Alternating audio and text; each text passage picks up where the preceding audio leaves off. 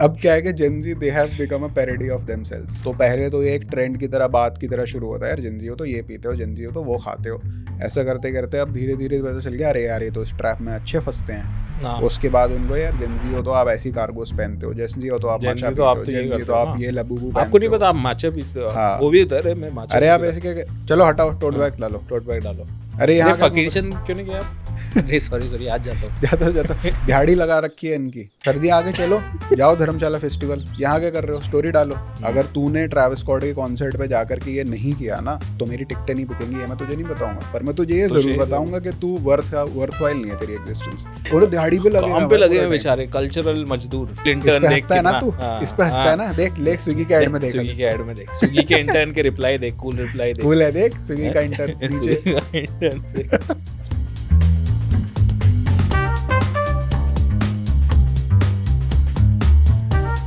चलो भाई, this is the episode 6।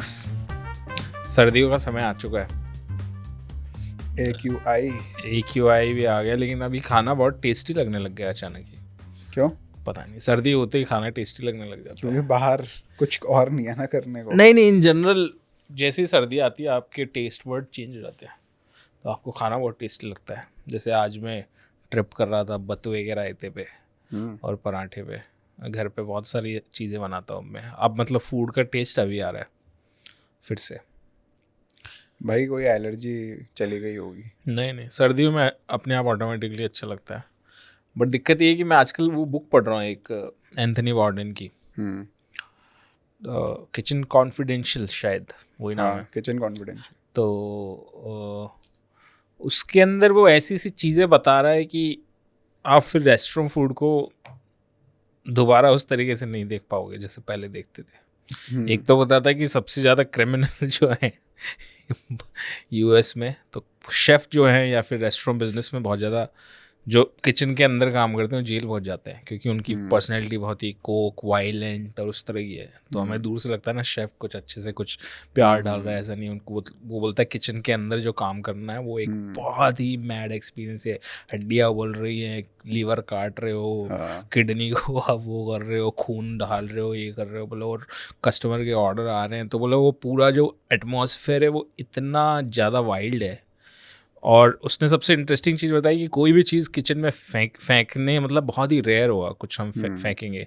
जैसे कोई स्टेक है, अगर वो लगता है कि इसकी क्वालिटी अच्छी नहीं है तो वो फेंकेगा नहीं उसको, वो कहेगा कि एक बेवकूफ़ कस्टमर आएगा जो फुल वेल डन ऑर्डर करेगा, उसको चिपका देना, या फिर इसको ब्रंच मेन्यू में डाल देना। श्रिम्प खराब हो गई, इसकी चटनी बना दो, सैंडविच पे स्पेशल मेन्यू में बेच दो। गोलगप्पे बच गए तो बार पे भेज दिए गोलगप्पा और भेज दो। उसने बोला है कि आप कभी भी होटल में जाओ तो ये मत ऑर्डर करो स्पेशल, जहाँ भी दिख जाए आपको, ये मत सोच लो बचा हुआ खाना है। ब्रंच दिख जाए वो भी कोई बचा हुआ खाना है, तो बोला कि हम खाना फेंकते नहीं। फिर उसने एक ये चीज़ बड़ा इंटरेस्टिंग बताया कि जो होटल में आप ब्रेड खा रहे हो वो ब्रेड बहुत लोगों की टेबल से आई है, ये मान लेना, बट ही सेज दैट मैं फिर भी खाऊंगा। उसने कहा कि उस ब्रेड का उतना ही कंटेमिनेशन है जितना कि सबवे में आप बैठ के घर जा रहे हो, क्योंकि उसमें भी बहुत सारी कफिंग, स्नीजिंग और जो एटमॉस्फेयर है वो जो बैक्टीरिया वो उतने ही लेवल पे होंगे जितने उसके। That's safe to eat. फिर वो काफ़ी लिस्ट भी देता है कि कौन से फूड जो है वो खाने में सही है, और रेस्टोरेंट में काफ़ी इंटरेस्टिंग है। किचन का पूरा कच्चा चिट्ठा खोल देता है। फिर मैंने यहाँ पे उसका ढाबों से देखा, मैंने कहा जो प्याज वगैरह सिरके वाले और वो जो चटनियाँ हैं, जो अचार हैं, पहले मुझे लगता था कुछ एथिकल नॉर्म फॉलो करते हैं, बट ऐसा नहीं है। थोड़ी है। अभी US में कोई ऐसे कर रहा है तो इंडिया में सोचो क्या हो रहा हो। वो US का बता रहा है कि भाई कितने भी अच्छे रेस्टोरेंट में चले जाओ, this is the rule. Very interesting. तो US में वो कर रहे हैं। इनफैक्ट मैंने कल एक वीडियो देख रहा था, आजकल वो बहुत ज़्यादा वो चल रहा है ना, फॉरेनर इंडिया में आते हैं और अनहाइजीनिक रेज बैट बनाते हैं। तो वो एक बोलता है, oh I am eating the street food, God bless me, I am eating Indian street food. उनके लिए इंडियन स्ट्रीट फूड मतलब कुछ नाले का पानी पी रहे हो, नाले का पानी पी रहे हो, जबकि साफ सुथरा ठीक ठाक ही खा रहा है, ऐसा कुछ भी नहीं। Oh my God, he is touching paratha. अबे पराठा तो टच करके ही बनता है ना, क्या he is touching, I hope he washed his hand. अबे भाई तुम न्यूयॉर्क में जो पिज्ज़ा खाते हो वो भी ऐसी हाथ से बनता है ना तो ये क्या है, मतलब अलग ही किस्म की वो बना रहे हो, वो बताए बड़ा यूनिक है इंडिया में जो स्ट्रीट फूड की गंदगी, और कहीं नहीं है, मतलब इट्स वेरी वियर्ड। एक लेवल पे उन लोगों ने ये डालना शुरू किया था, फिर अभी बांग्लादेशीज का भी बहुत ज़्यादा आता है, उसमें नीचे इंडियंस जस्टिफाई करे, this is not India, this is वो बांग्लादेश, सभी को बोलते हैं, जो बांग्लादेशी में भी इंडियन लिख देते दिस हैं। Is not India, this is एक मैंने बांग्लादेश। देखा वो कुछ मक्खियां उस पे, मतलब कुछ फूड था, वो पूरी मक्खियां मतलब चल ही रही है और उसके बीच में वो भेलपुरी बना रहा है, हाँ बड़ा मुश्किल से निकाल के मक्खियों को इधर उधर करके, और मक्खियां फिर भी चारों तरफ हैं, और नीचे सबने लिख रखा है India, India is delete, India delete, but वो बांग्लादेश का वीडियो है। तो ऐसे भी बहुत सारी चीज़ें हैं ऑनलाइन, बट ये अभी ट्रेंड चल गया एक इंटरेस्टिंग। वो ट्रेविस स्कॉट जब इंडिया आया था, हाँ तो वो जो नहीं है बहुत बड़ा रैप जो है पेज इंस्टाग्राम पे, हाँ। RAP, तो उसने बोला कि Travis Scott came to India, सारे कमेंट फॉरेनर्स की imagine the smell, imagine the smell, यही चल रहा है उसके अंदर, I can smell this crowd. हाँ।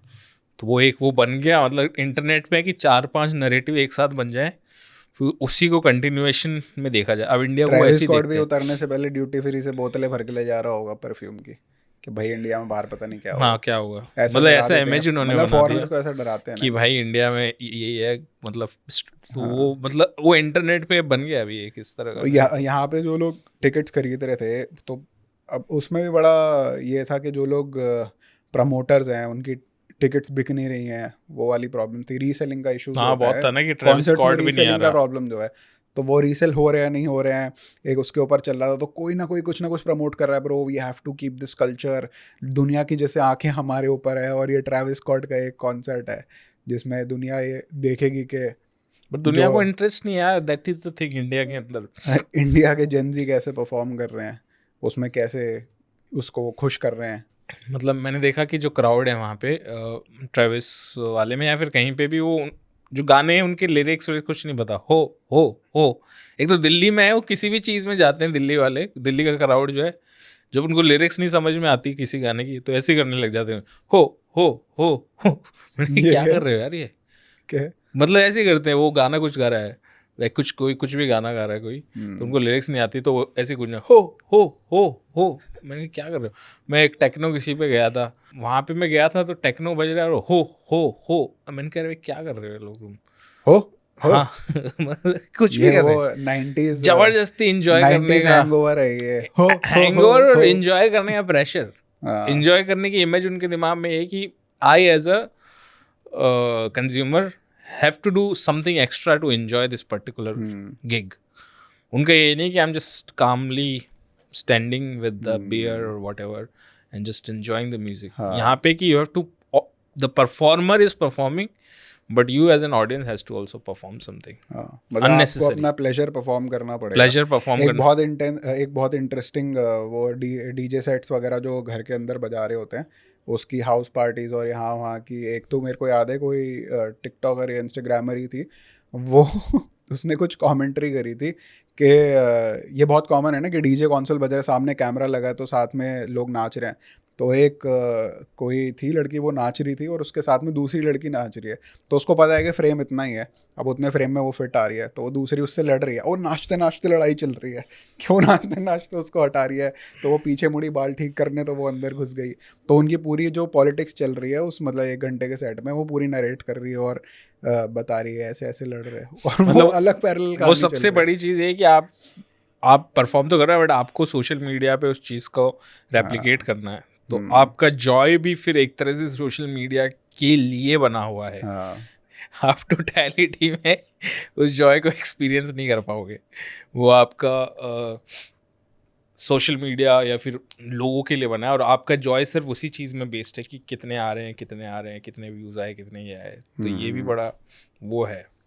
तो मतलब इनके टिकट्स आई डोंट थिंक इतनी बिकी हैं इस बार, क्योंकि हर भरा हुआ बंदा, था पूरा तो। नहीं यार खाली लोग फोटोज डाले थे, खाली जगहें पड़ी हुई थी कितनी। बहुत इंटरेस्टिंग है क्योंकि बच्चों को भी फ़ोटो खिंचानी है जा कर के, 17 साल के बच्चे गए हुए हैं, 15-18 साल के बच्चे जा रहे हैं, वो जा करके देख रहे हैं, मतलब वहाँ पे उनके मतलब फादर लेके जा रहा है अपने बच्चे को वहाँ पे नचाने के लिए, फिर वो भी नाच रहा है, उसका बाप भी पकड़ के, आ बेटा राज तेरी वीडियो बना लूँ एक उन्होंने बीच में वो एक लड़के को अभिनव अरोड़ा बता दिया था कि वो है, वो वहाँ पे नाच रहा है। बट इसका क्रेज क्यों नहीं हुआ इंडिया में? तो बहुत ज़्यादा होना चाहिए था ना, क्योंकि इंडिया में तो कॉन्सर्ट्स के लिए पागल है। जस्टिन बीबर जब आया था मुंबई में तो लोग पागल हो गए थे उसके लिए। यार जस्टिन बीबर का आई थिंक मार्केटिंग पे भी बहुत डिपेंड करता है। आई थिंक सो, और मार्केटिंग का बहुत जस्टिन खेल बीबर है। पॉप आर्टिस्ट है, ट्रेविस स्कॉट रैप आर्टिस्ट है, और मतलब जस्टिन बीबर को लड़के भी जाते हैं, लड़कियां भी देखने जाती और हैं। टीनेज क्राउड बहुत हाँ, जाता है। और तो आप ट्रेविस स्कॉट का इन जनरल बहुत ही टेस्टोस्टेरोन हैवी कॉन्सर्ट्स होते हैं, जिसमें वो फुटबॉल फैंस वाला एस्थेटिक हो मॉश जाता है कि पिट। हाँ बियर उड़ा रहे हो आप, और मतलब शर्टें खोल के छातियाँ ठोक रहे हो, हाँ वो भी है। सब इंटरनेशनली जैसे करते हैं लोग।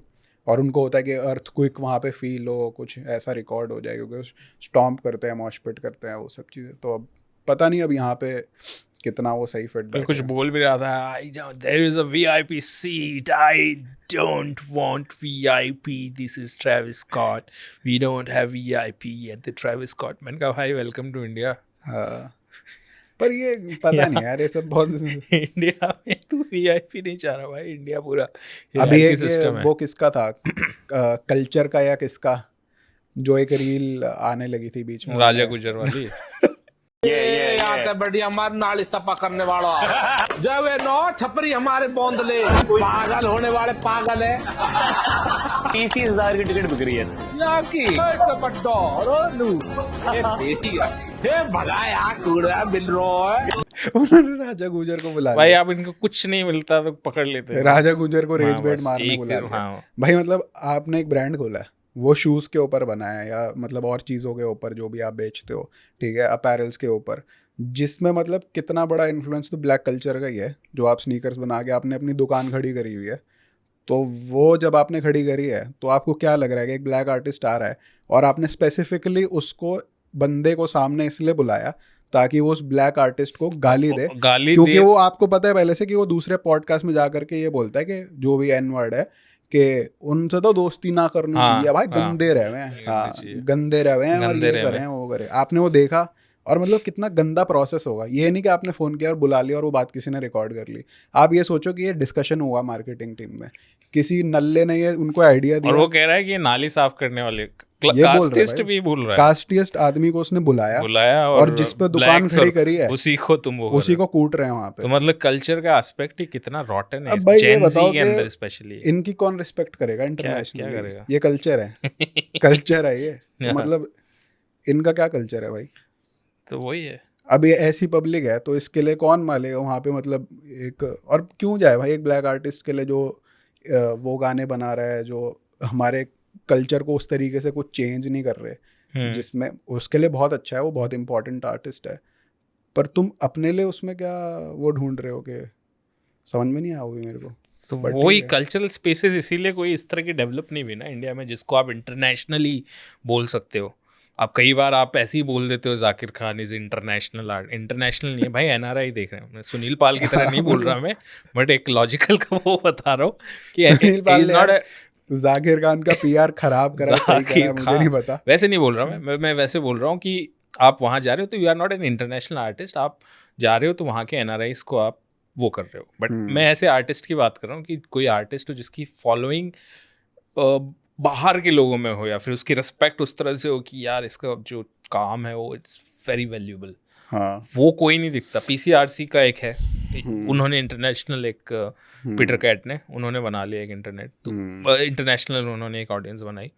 तो वो इंटरेस्टिंग है क्योंकि उनका काम भी बड़ा उस तरह का है कि आप वो टच कर सकता है बड़ा।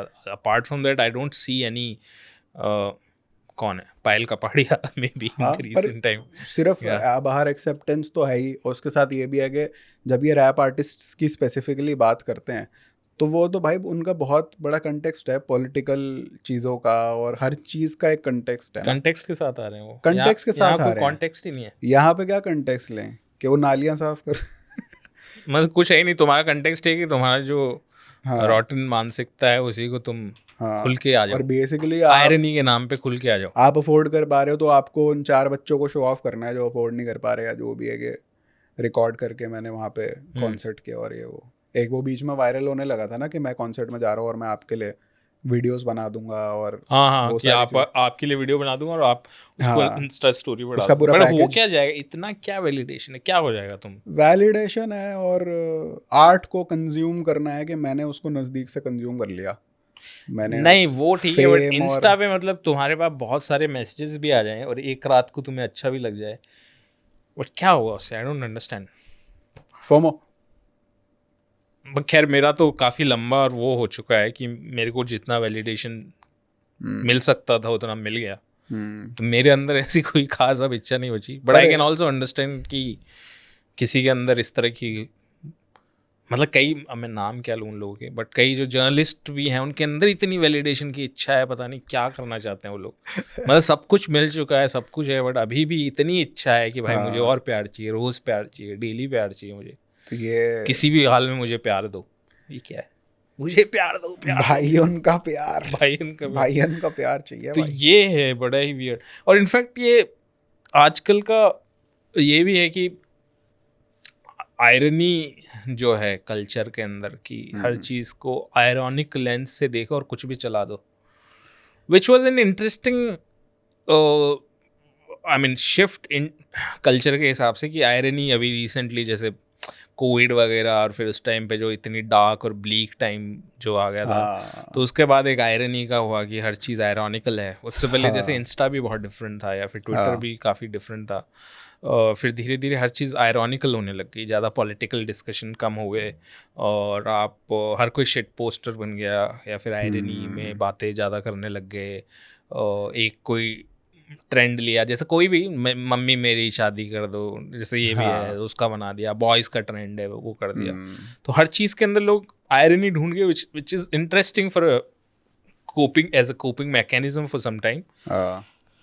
But irony you can't continue it forever, कि हर चीज़ के अंदर there has to be irony. मतलब कई चीज़ें होती हैं जो थोड़ी सोचने वाली बातें होती हैं, समझने वाली बातें होती हैं, हर जगह आयरनी वर्क नहीं करती। मतलब हर चीज़ is not a spectacle of joke everything. या एग्जैक्टली, क्योंकि उसमें ये भी है कि अगर मैं आपको अभी आयरॉनिकली कोई बात ना बोलूँ तो मेरे दिमाग, मेरे कंधे पे ही मैं बैठ के मुझे अपने आप को देख रहा होता हूँ कि वो सेंटिमेंटल हो रहा है, वो सीरियस हो रहा है किसी चीज़ को लेकर के। तो वो है कि जैसे ही मैं किसी चीज़ को लेकर सीरियस होऊंगा, जैसे ही मैं किसी चीज़ को लेकर के कुछ भी सेंटिमेंटल हो जाऊँ, तो मेरे पे फेंक दिया जाएगा सेंटिमेंटैलिटी का कि I caught you lacking bro, कि मतलब वो वाला कि everything has to have a meta reference, कि मतलब मैं आई एम 24/7 सेल्फ अवेयर, और उसके बाद मैं कोई भी बात बोल सकता हूँ बट आयरॉनिकली। तो जो कि मुझे लगता है स्टैंड अप में थोड़ा डिफरेंट वर्क करता है, क्योंकि उसमें एक बहुत लंबा कंटेक्स्ट होता है और वो कॉमेडी के पर्पस से ही है। But in general life comedians are not like this, but we are living life like this. मतलब हम तो जिंदगी ऐसे जी रहे हैं भाई, जिंदगी आयरनी, सिर्फ आयरनी, हर चीज़ की आयरनी। कोई भी चीज़ की किसी भी मीम का कॉन्टेक्स्ट हटा के कहीं पे भी तुम लगा दो। एक डेविड फॉस्टर वॉलिस का आई थिंक इंटरव्यू, उसमें वो बता रहा होता है कि उसकी गर्लफ्रेंड ही उसको कुछ एक सजेशन दे रही होती है। उसमें वो बताता है कि वो सिक हो चुका होता है हर चीज़ की आयरनी, जो पोस्ट मॉडर्निस्ट आयरनी का वो देता है कि इट हैज़ मतलब लॉन्ग डन हो गया, ख़त्म हो गया। तो उस पर टीवी वगैरह पे उसने लिखा है काफ़ी कि जो सिटकॉम्स होते हैं, अमेरिकन सिटकॉम्स और ये सारी चीज़ें होती हैं, इनमें आयरनी का कैसे यूज़ होता है। लेकिन एक पॉइंट के बाद क्या होता है कि वो आयरनी क्या है कि वो it's like a snake biting its tail. Exactly, कि मतलब वो चलता जाएगा और मतलब वो पैरालिसिस हो जाता है एक पॉइंट के बाद, फटीग आ जाता है। तो उसकी गर्लफ्रेंड उसको कुछ उसमें एडवाइस देती है, जो आई थिंक उसने लिखा भी है उसमें कि आपका पूरा गेम ये है कि आपके अंदर की जो सेंसिटिविटी है और सेंटिमेंटैलिटी है, आप उसको भी खोलो बीच बीच में, और आप आयरनी को भी इंटैक्ट रखो, फिर आप आयरनी साइड रखो, फिर आप वो करो। एक प्रोसेस है। आपने एक ही मोनो सिलेबल में आप गाना शुरू कर दिया आपने कि आयरनी आयरनी आयरनी हर चीज़ के अंदर, जो कि आप बहुत ही अनोइंग लगने लगा है। बट मतलब I think moral point of view से भी ना देखा जाए तो it's like self harm after a point. Exactly, मतलब एवरीथिंग इज परमिसेबल ना, एवरीथिंग इज परमिसेबल। जैसे कोई कुछ भी लिख देते, लाइक इंस्टा पे इस पेज का एडमिन मस्तीखोर है, मस्तीखोरी रुकनी नहीं चाहिए, खुद सैड है बहुत ज़्यादा, ज़बरदस्ती इंटरनेट पे दिखाने के लिए मस्तीखोरी नहीं रुकनी चाहिए कि मैं ये नहीं रुकनी बिल्कुल चाहिए। भी मैं सेंटिमेंटल बिल्कुल भी सेंटिमेंटल जैसे अभी देखा था बीच में एक वो चला था कि भाई कॉफ़ी की फ़ोटो क्यों नहीं डाल सकते इंस्टाग्राम पे, कहाँ गया वो ट्रेंड कि आपने कॉफ़ी खरीदी और कॉफ़ी की फ़ोटो डाल दी यार, कॉफ़ी खरीद के कॉफ़ी की फ़ोटो डाल दी। उसके ऊपर कुछ लिखेंगे कि मैं तो ये सोच रहा था कि आजकल मैगी का पैकेट छोटा क्यों आने लग गया, something has to be written on that. फिर उसका एक जो ट्रेंडिंग म्यूजिक के तो साथ उसने बोला कि मतलब उस पूरे ट्रेंड में बीच में है कि आप सीधा क्यों नहीं देख सकते किसी चीज़ को, हर चीज़ में आपको कुछ एक उल्टा चीज़ घुमाना चाहिए। क्यों है? हाँ, वो तो घुमाना है। है, एक आयरनी इंटैक्ट करनी है। तो पर ये है क्योंकि लोगों के दिमाग में पूरा टाइम डर है कि जैसे one एक वो should है ना catch वो me। वीडियो की एक लेडी अपने पति को पकड़ लेती है एक्स्ट्रा मेटल में किसी दूसरी लड़की के साथ, फिर वो उसको बोलती है वाह वाह शैम्पी शैम्पी वाह। वाह, तो तूने इसको प्रेगनेंसी वाली पिल्स खिलाई है शैम्पी। तो टेक्निकली मुझे तो बड़ा सैड सा वीडियो नहीं लगता है नगमा नहीं। वो। मुझे बहुत सैड वीडियो लगता Sad है है। किसी की पर्सनल लाइफ में वो कर रही थी, अब किसी ने लीक किया आई डोंट नो, हाँ बट उनकी पर्सनल लाइफ है बहुत सैड है, वो भी सैड है, वो भी मतलब it's a very bad situation. हाँ तो मतलब उसको उन्होंने अब ह्यूमर का one of the trending humour बन गया कि उस पर कुछ भी लोग बना रहे हैं विदाउट अंडरस्टैंडिंग कि ये इनिशियली एक बहुत सैड सिचुएशन से शुरू हुई है चीज़। But like I have seen, मतलब आप हंस गए तो हंस गए, लेकिन I am actively seeing people who are actually annoyed if someone films them without permission, and वही लोग उसको शेयर भी कर दे रहे हैं। तो मतलब आपने क्या परमिशन लिया है ऑडियो की, वीडियो की, किसी चीज़ की, किसी के पर्सनल लाइफ की कोई भी चीज़ रीयूज़ करने की। बार बार आप हाँ, यूज कर और रहे हो, इनफैक्ट अगर किसी ने पोस्ट भी करा है विदाउट आयरनी तो आप उसको आयरॉनिकली यूज़ कर रहे हो, यूज कर रहे हो। बिलिटल कर रहे हो आप किसी चीज़ को। पॉइंट ये नहीं कि उसने शेयर किया, पॉइंट ये कि उसने मतलब शेयर किया तो एक irony- कंटेक्स्ट में शेयर किया ना। आयरनी के अंदर आपकी जो कंप्लीट डेथ ऑफ सेंसिटिविटी होने का खतरा है। तो कम After a you should check on yourself. Irony is good, मैं भी बहुत यूज करता हूँ, बट हो सकता है कि आप पूरी तरह से मर जाओ अंदर से। इसी को आप लेते गए कि आपके अंदर और कोई नहीं है, आप इसी को लेके चल रहे हो, और कोई आपने अपने अंदर की सेंसिटिविटी या वल्नरेबिलिटी सब मार दी। और वो कोई वैसा भी नहीं है कि आप थिंकिंग करते करते आपके अंदर कुछ हार्म हो गया। नहीं, it's not even like very- कि यू आर अ थिंकर और यू आर थिंकर तो कोई है ही नहीं। डेडिकेटेड कॉमेडियन वाला कोई उसमें वो है, मतलब ना तो कॉमेडी है, आपका ना तो काम उसमें ही कोई नहीं है thought टेक्निकली, आपका तो काम ही नहीं है। It's more of cowardice after a point कि आप डर गए हो बहुत ज्यादा, खुद से डर रहे हो कि खुद के थॉट्स और उनको आपको वही है कि आप बाथरूम में भी कुछ ना कुछ आपको चलाना है ताकि वो कुछ सेकंड ऐसे ना हो कि आप शार के नीचे हाँ, वो अपने distraction- थॉट्स के साथ खड़े हो, तो आप distraction भी बाथरूम feel में भी करता कुछ चला दो कि उसकी साला रील्स वील्स या कुछ ना कुछ चलता रहे पीछे, और ताकि वो आवाज़ से ये है कि मुझे अपने थॉट्स को ना देखना पड़े। तो आप कब तक बचोगे भाई? ये तो एक शॉर्ट टर्म कोपिंग मैकेनिज्म है, बट आप सोच रहे हो इसी गोली पे मैं जिंदगी बिता दूंगा, ये तो नहीं हो सकता। आयरनी पे वो जो है बाघ में लगता नहीं, बाघों में लगता नहीं, सहरा से घबराता है दिल, अब तू ही बता कहाँ ऐसे ले जाके दीवाने बैठे ऐसे दीवाने दिल को ले जाऊं तो जाऊं कहाँ। तो वो एक ये after point it can be a crisis, ironic. सहरा नहीं सहरा कहते हैं। तो वो दिक्कत है इसके साथ।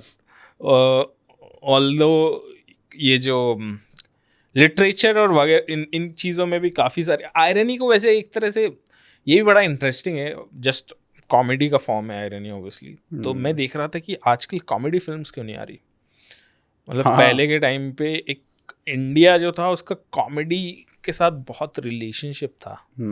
जैसे अगर मतलब एक मेमोरी मैं जाऊँ अपने चाइल्डहुड की, तो गोविंदा की फिल्म्स एक के बाद कॉमेडी कॉमेडी कॉमेडी। हम लोग जाते थे दूल्हे राजा देखने जा रहे हैं, ये देखने, हमारा ये था कि जाके हंसना है हमें बस, और बड़ा मस्त होता था। काजू वाजू खाते थे अंदर, पॉपकॉर्न खाते थे, समोसा, हंसते थे सारी फैमिली जाके। तो उसकी सारी फिल्में देखते थे। इसकी डेविड धवन एरा बोल दूँगा मैं, बाकी भी थे गोविंदा के अलावा भी। फिर डेविड धवन एरा के बाद में देयर वॉज प्रियदर्शन। प्रियदर्शन की फिल्में इंडिया में मतलब मैसिवली चली। जैसे उसने डिस्कवर की कॉमेडी, उससे पहले उसकी काफ़ी सीरियस फिल्में भी थी। तो कॉमेडी का एक पर्टिकुलर जॉनरा जो उसने पकड़ा, केओस का, बहुत सारी स्टोरी को मिला के एंडिंग जो। अरे shout out to Kader Khan यार, उससे पहले गोविंदा। उससे पहले कादर खान, बट सबसे मैं एक important हाँ चीज़, नहीं हाँ। उसका तो है ही, बट मैं एक टाइम को ट्रेस कर रहा था कि उस टाइम तक जाऊँ मेरी। तो कादर खान तो उसमें ऑब्वियसली था ही। तो ये सारी चीज़ें थी। तो प्रियदर्शन एक टाइम पे तो मतलब ही बिकेम लाइक, कोई भी फिल्म प्रियदर्शन की हो तो सुपर हिट होगी ही होगी, और वो फिल्म सुपर डुपर फनी होगी, और एक वियर्ड सा सेंस ऑफ ह्यूमर भी होगा जो कि रुकता नहीं है। जैसे फॉर एग्जांपल गरम मसाला अगर देखो हाँ, तो नॉन स्टॉप है यार वो film, like non stop jokes, रुकती नहीं है भाई वो फिल्म। रुकती नहीं है। उसकी ऐसी एनर्जी है कि कोई बहुत 5-6 कॉफी बना लेके कुछ कर रहा है ना, दैट काइंड ऑफ एनर्जी। बोले क्या ये रुक क्यों नहीं रही कहीं पे भी, कोई डाउनर कुछ भी नहीं है एकदम, मतलब बहुत ही। तो उस तरह की बहुत सारी फिल्में थी। इवन ये जो फिल्म है हंगामा मुझे बहुत पसंद है, राजपाल यादव वाली। यार इसकी एक फिल्म थी, वो नाम ही भूल गया मैं उसका। मेरे बाप पहले आप। मेरे बाप पहले वो आप, कहता उसमें कौन था? कुछ अक्षय तो खन्ना था क्या? अक्षय खन्ना था। उसके बाप की हाँ। शादी नहीं होती तो चाहता था कि पहले इसकी शादी हो, फिर मेरी समथिंग कुछ भी माला माल वीकली है क्रेजी मेरी। वो था यार इसका। तो कुछ तो था। तो उसको देख के मुझे लगा था कि यार बचपन में कि यार ये मल्लू बड़े इंटेलिजेंट होते हैं, मछली खानी चाहिए। हाँ। मछली खाने का जो मेरा आइडिया था वो प्रियदर्शन से आया। मैंने कहा हाँ, मैंने कहा मल्लू यार इतने इंटेलिजेंट होते हैं, कोकोनट खाते हैं, उस मछली का मेरे को क्या पता। मैं राजस्थान में था तो मैंने कभी मतलब गया नहीं मैं वो बाहर राजस्थान में, तो मैंने कहा यार मछली खानी चाहिए। बट एनीवेज, तो ये था बड़ा इंटरेस्टिंग एरा था वो भी कॉमेडी का। और बहुत सारी इसके अलावा भी कौन था कॉमेडी में, और कौन था इसकी प्रियदर्शन के फिल्में अलावा? लिखी थी I think that guy Priyadarshan की फिल्में जो राइटर थे बोरा ये, something- नीरज वोहरा। नीरज बोरा, हाँ, शायद मर तो गया पहले, हाँ, डेथ हो गई। Is dead. ये हाँ, तो cardiac वो भी arrest। था। और आई थिंक वो ही वॉज द मेन रीजन के वो हिंदी में क्यों वर्क कर रही थी फिल्में, क्योंकि जोक्स को रीराइट करना, क्योंकि उसको हिंदी थोड़ी हिंदी आती इतनी है अच्छी नहीं आती थी। प्रियदर्शन को। हाँ। और ये एक्टर तो बड़ा लिखेंगे अपने जोक पर तो वो नीरज वोहरा। तो इसलिए कई फिल्म, अरे चमगादड़ का जूस लेके आया हूँ, तो वो जैसे कई में आती थी जो हिंदी एक से ऑफ सी लगती थी। बोले क्या बोल रहा है, अरे तुझे Actually क्या जब लगा उसकी लकड़बग्घे का जूस नीरज मिलेगा? वोहरा की डेथ हो गई तो उसके बाद से प्रियदर्शन की आई डोंट थिंक कोई कॉमेडी फिल्म या वो कोई भी कौन सी उस इतना तरीके क्या से आई है। फ्लॉप हो गया प्रियदर्शन की? आई आया ही थिंक नहीं। He wanted the tag of a this thing, मतलब ऑल राउंडर एक्ट जो होता है ना डायरेक्टर। तो आई थिंक उन्होंने थ्रिलर्स भी डायरेक्ट करी हैं, ऑल्दो आई थिंक साउथ में तो हिट भी हुई है उसकी थ्रिलर्स, पर यहाँ पे आई डोंट थिंक यहाँ पे कोई चली है उनकी थ्रिलर। जैसे तेज बनाई थी बीच में एक पिक्चर, ऑल आई रिमेंबर, उसमें समीरा रेड्डी थी। अच्छा वो वाली। हाँ, क्योंकि मैंने उसका BTS देखा है कोई यूट्यूब पे बहुत पहले। She was very beautiful eight that time. या समीरा रेड्डी एंड एक्चुअली अब अगर आपका डस्की कलर है तो आप आई डोंट थिंक आप इनवाइटेड हो अब उसमें ज़्यादा मेन स्ट्रीम में, बिकॉज Mainstream में नहीं समीरा रहा। Reddy you could see, Bipasha Basu you could Bipasha Basu का बहुत हाँ। वो था।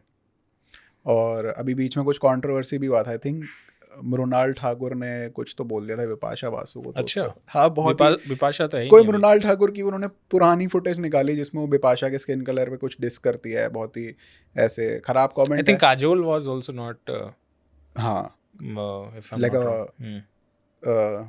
Samira Reddy and also Tanushree Dutta. हाँ, तो उस टाइम पे तो आई डोंट थिंक इस टाइम पे वैसे डस्की एक्टर्स को जगह मिल सकती है, मिल रही है उस मतलब तरीके मुझे लगता है ये भी बाई चांस ही आए हैं ऐसा कुछ इंडस्ट्री में। आई डोंट थिंक ऐसा कुछ चेंज हुआ होगा, बाई चांस ही आए हैं। और इनको ज़्यादातर रोल भी उसी तरह के सेक्स सिंबल वाले वो देते थे, कोई सीरियस उस तरह के रोल नहीं दिए जाते थे। तो आई थिंक देवर, वो भी एक फैक्टर था उसके अंदर, तो कंजम्पशन वाला। बट जो मतलब ओरिजिनल वो बात थी कि उस टाइम पे फिल्में इस तरह की बहुत थी, कॉमेडी, और उस ये टाइम पे genre इन बहुत रोमांटिक फिल्मों में भी कुछ अजीब सी कॉमेडी होती थी, बहुत कॉमेडी होती थी। जो ये जॉनी लीवर बीच में आ जाता था किसी भी फिल्म में, जैसे वो फिल्म है 90s की फिल्म में जॉनी लीवर वाज लाइक आलू होता है ना, जैसे मतलब रैंडमली, जैसे वो फिल्म है ना एक दुल्हन हम ले जाएंगे, वो जगह हाँ डंगरीज पहनता है उसमें वो कौन सा है धड़की दिल दिल बार तो ये जो है ऐसी रैंडमली याद आ गया। तो वहां से मैंने मैकडोनल्ड्स खाना शुरू किया था ना, खाना एज इन उस फिल्म में उसमें देखा था ना पहली बार मैकडॉनल्ड्स। उस फिल्म में पहली बार मैकडोनल्ड्स आए इंडियन सिनेमा में। वो कहता है मैं मैकडोनल्ड्स से, मैंने मैकडोनल्ड्स क्या होता है भाई। फिर पता चला यार कुछ बहुत कूल जगह है, कुछ मैकडोनल्ड्स बाहर ही मिलता है, इंडिया में नहीं मिलता। जोकर भाई भी बिठाते हैं बाहर। हाँ जोकर भी बैठता है, उसका फोटो खींच सकते हो। फिर उसके बाद में जैसे ये आया GT में खुला था सबसे पहले मालवीय नगर में जयपुर में, तो मैं बड़ी जिद्दी करके अपने पापा को लेके गया। तो फिर उन्होंने मैकडोनल्ड जैसे ही हमने खाया तो मुझे लगा कि यार मैंने अपनी ज़िंदगी में अब मैं अराइव हूँ, अब मेरी लाइफ शुरू हुई है। मैकडोनल्ड्स एक बाहर का कोई ब्रांड फाइनली आया वैराइट। और या फिर पिज्ज़ा हट गए उसके बाद हम लोग, तो वो भी एक वैसा ही था। अर्बन स्पेस में मैं एंटर कर गया। हम लोग एक नई दुनिया की तरफ निकल चुके हैं कंज्यूमरिज्म से। Very interesting. वो घंटी बजाने का जो एक्सपीरियंस था, मैंने कहा हाँ this is the new spirituality. वो घंटी बजाते थे ना पिज्जा हट में, खाना आपको अच्छा लगा तो आप घंटी बजाओ। It was very interesting. So वो टाइम था उस टाइम का। उस टाइम पे आगे जाकर के जो फिल्में इसने बनाई हैं, आई थिंक प्रियदर्शन ने जहाँ से छोड़ा था वहाँ पे फिर ये फिल्में आने लगी थी, गोलमाल वगैरह ये सारी फिल्में। प्रियदर्शन की कौन सी फिल्म आई थी? हाँ ये था ना ढोल, ये सब फिल्में चल रही थी, मतलब जहाँ से वो गरम Malamaal weekly, I think one of his last major hits उस टाइम पे, but one of his last comedy films I think so. नहीं वो दे धनादन। अच्छा उसके बाद भी दे धनादन, गरम मसाला, फिर ये सारी आई थी मालामाल वीकली और हंगामा और ये सारी। फिर रोहित शेट्टी ने कैप्चर कर लिया। हाँ पर रोहित शेट्टी की फिल्म कॉमेडी नहीं थी, वो एक्शन एक नया जॉनरा के साथ वो मिक्स्ड थी। हाँ तो action was also very primal element, primal genre. Although वो वर्क उस पे करता था, कॉमेडी ऑफ एरर्स और वो आदमी को औरत बनाना और वो सब चीज़ें जो चलती थी।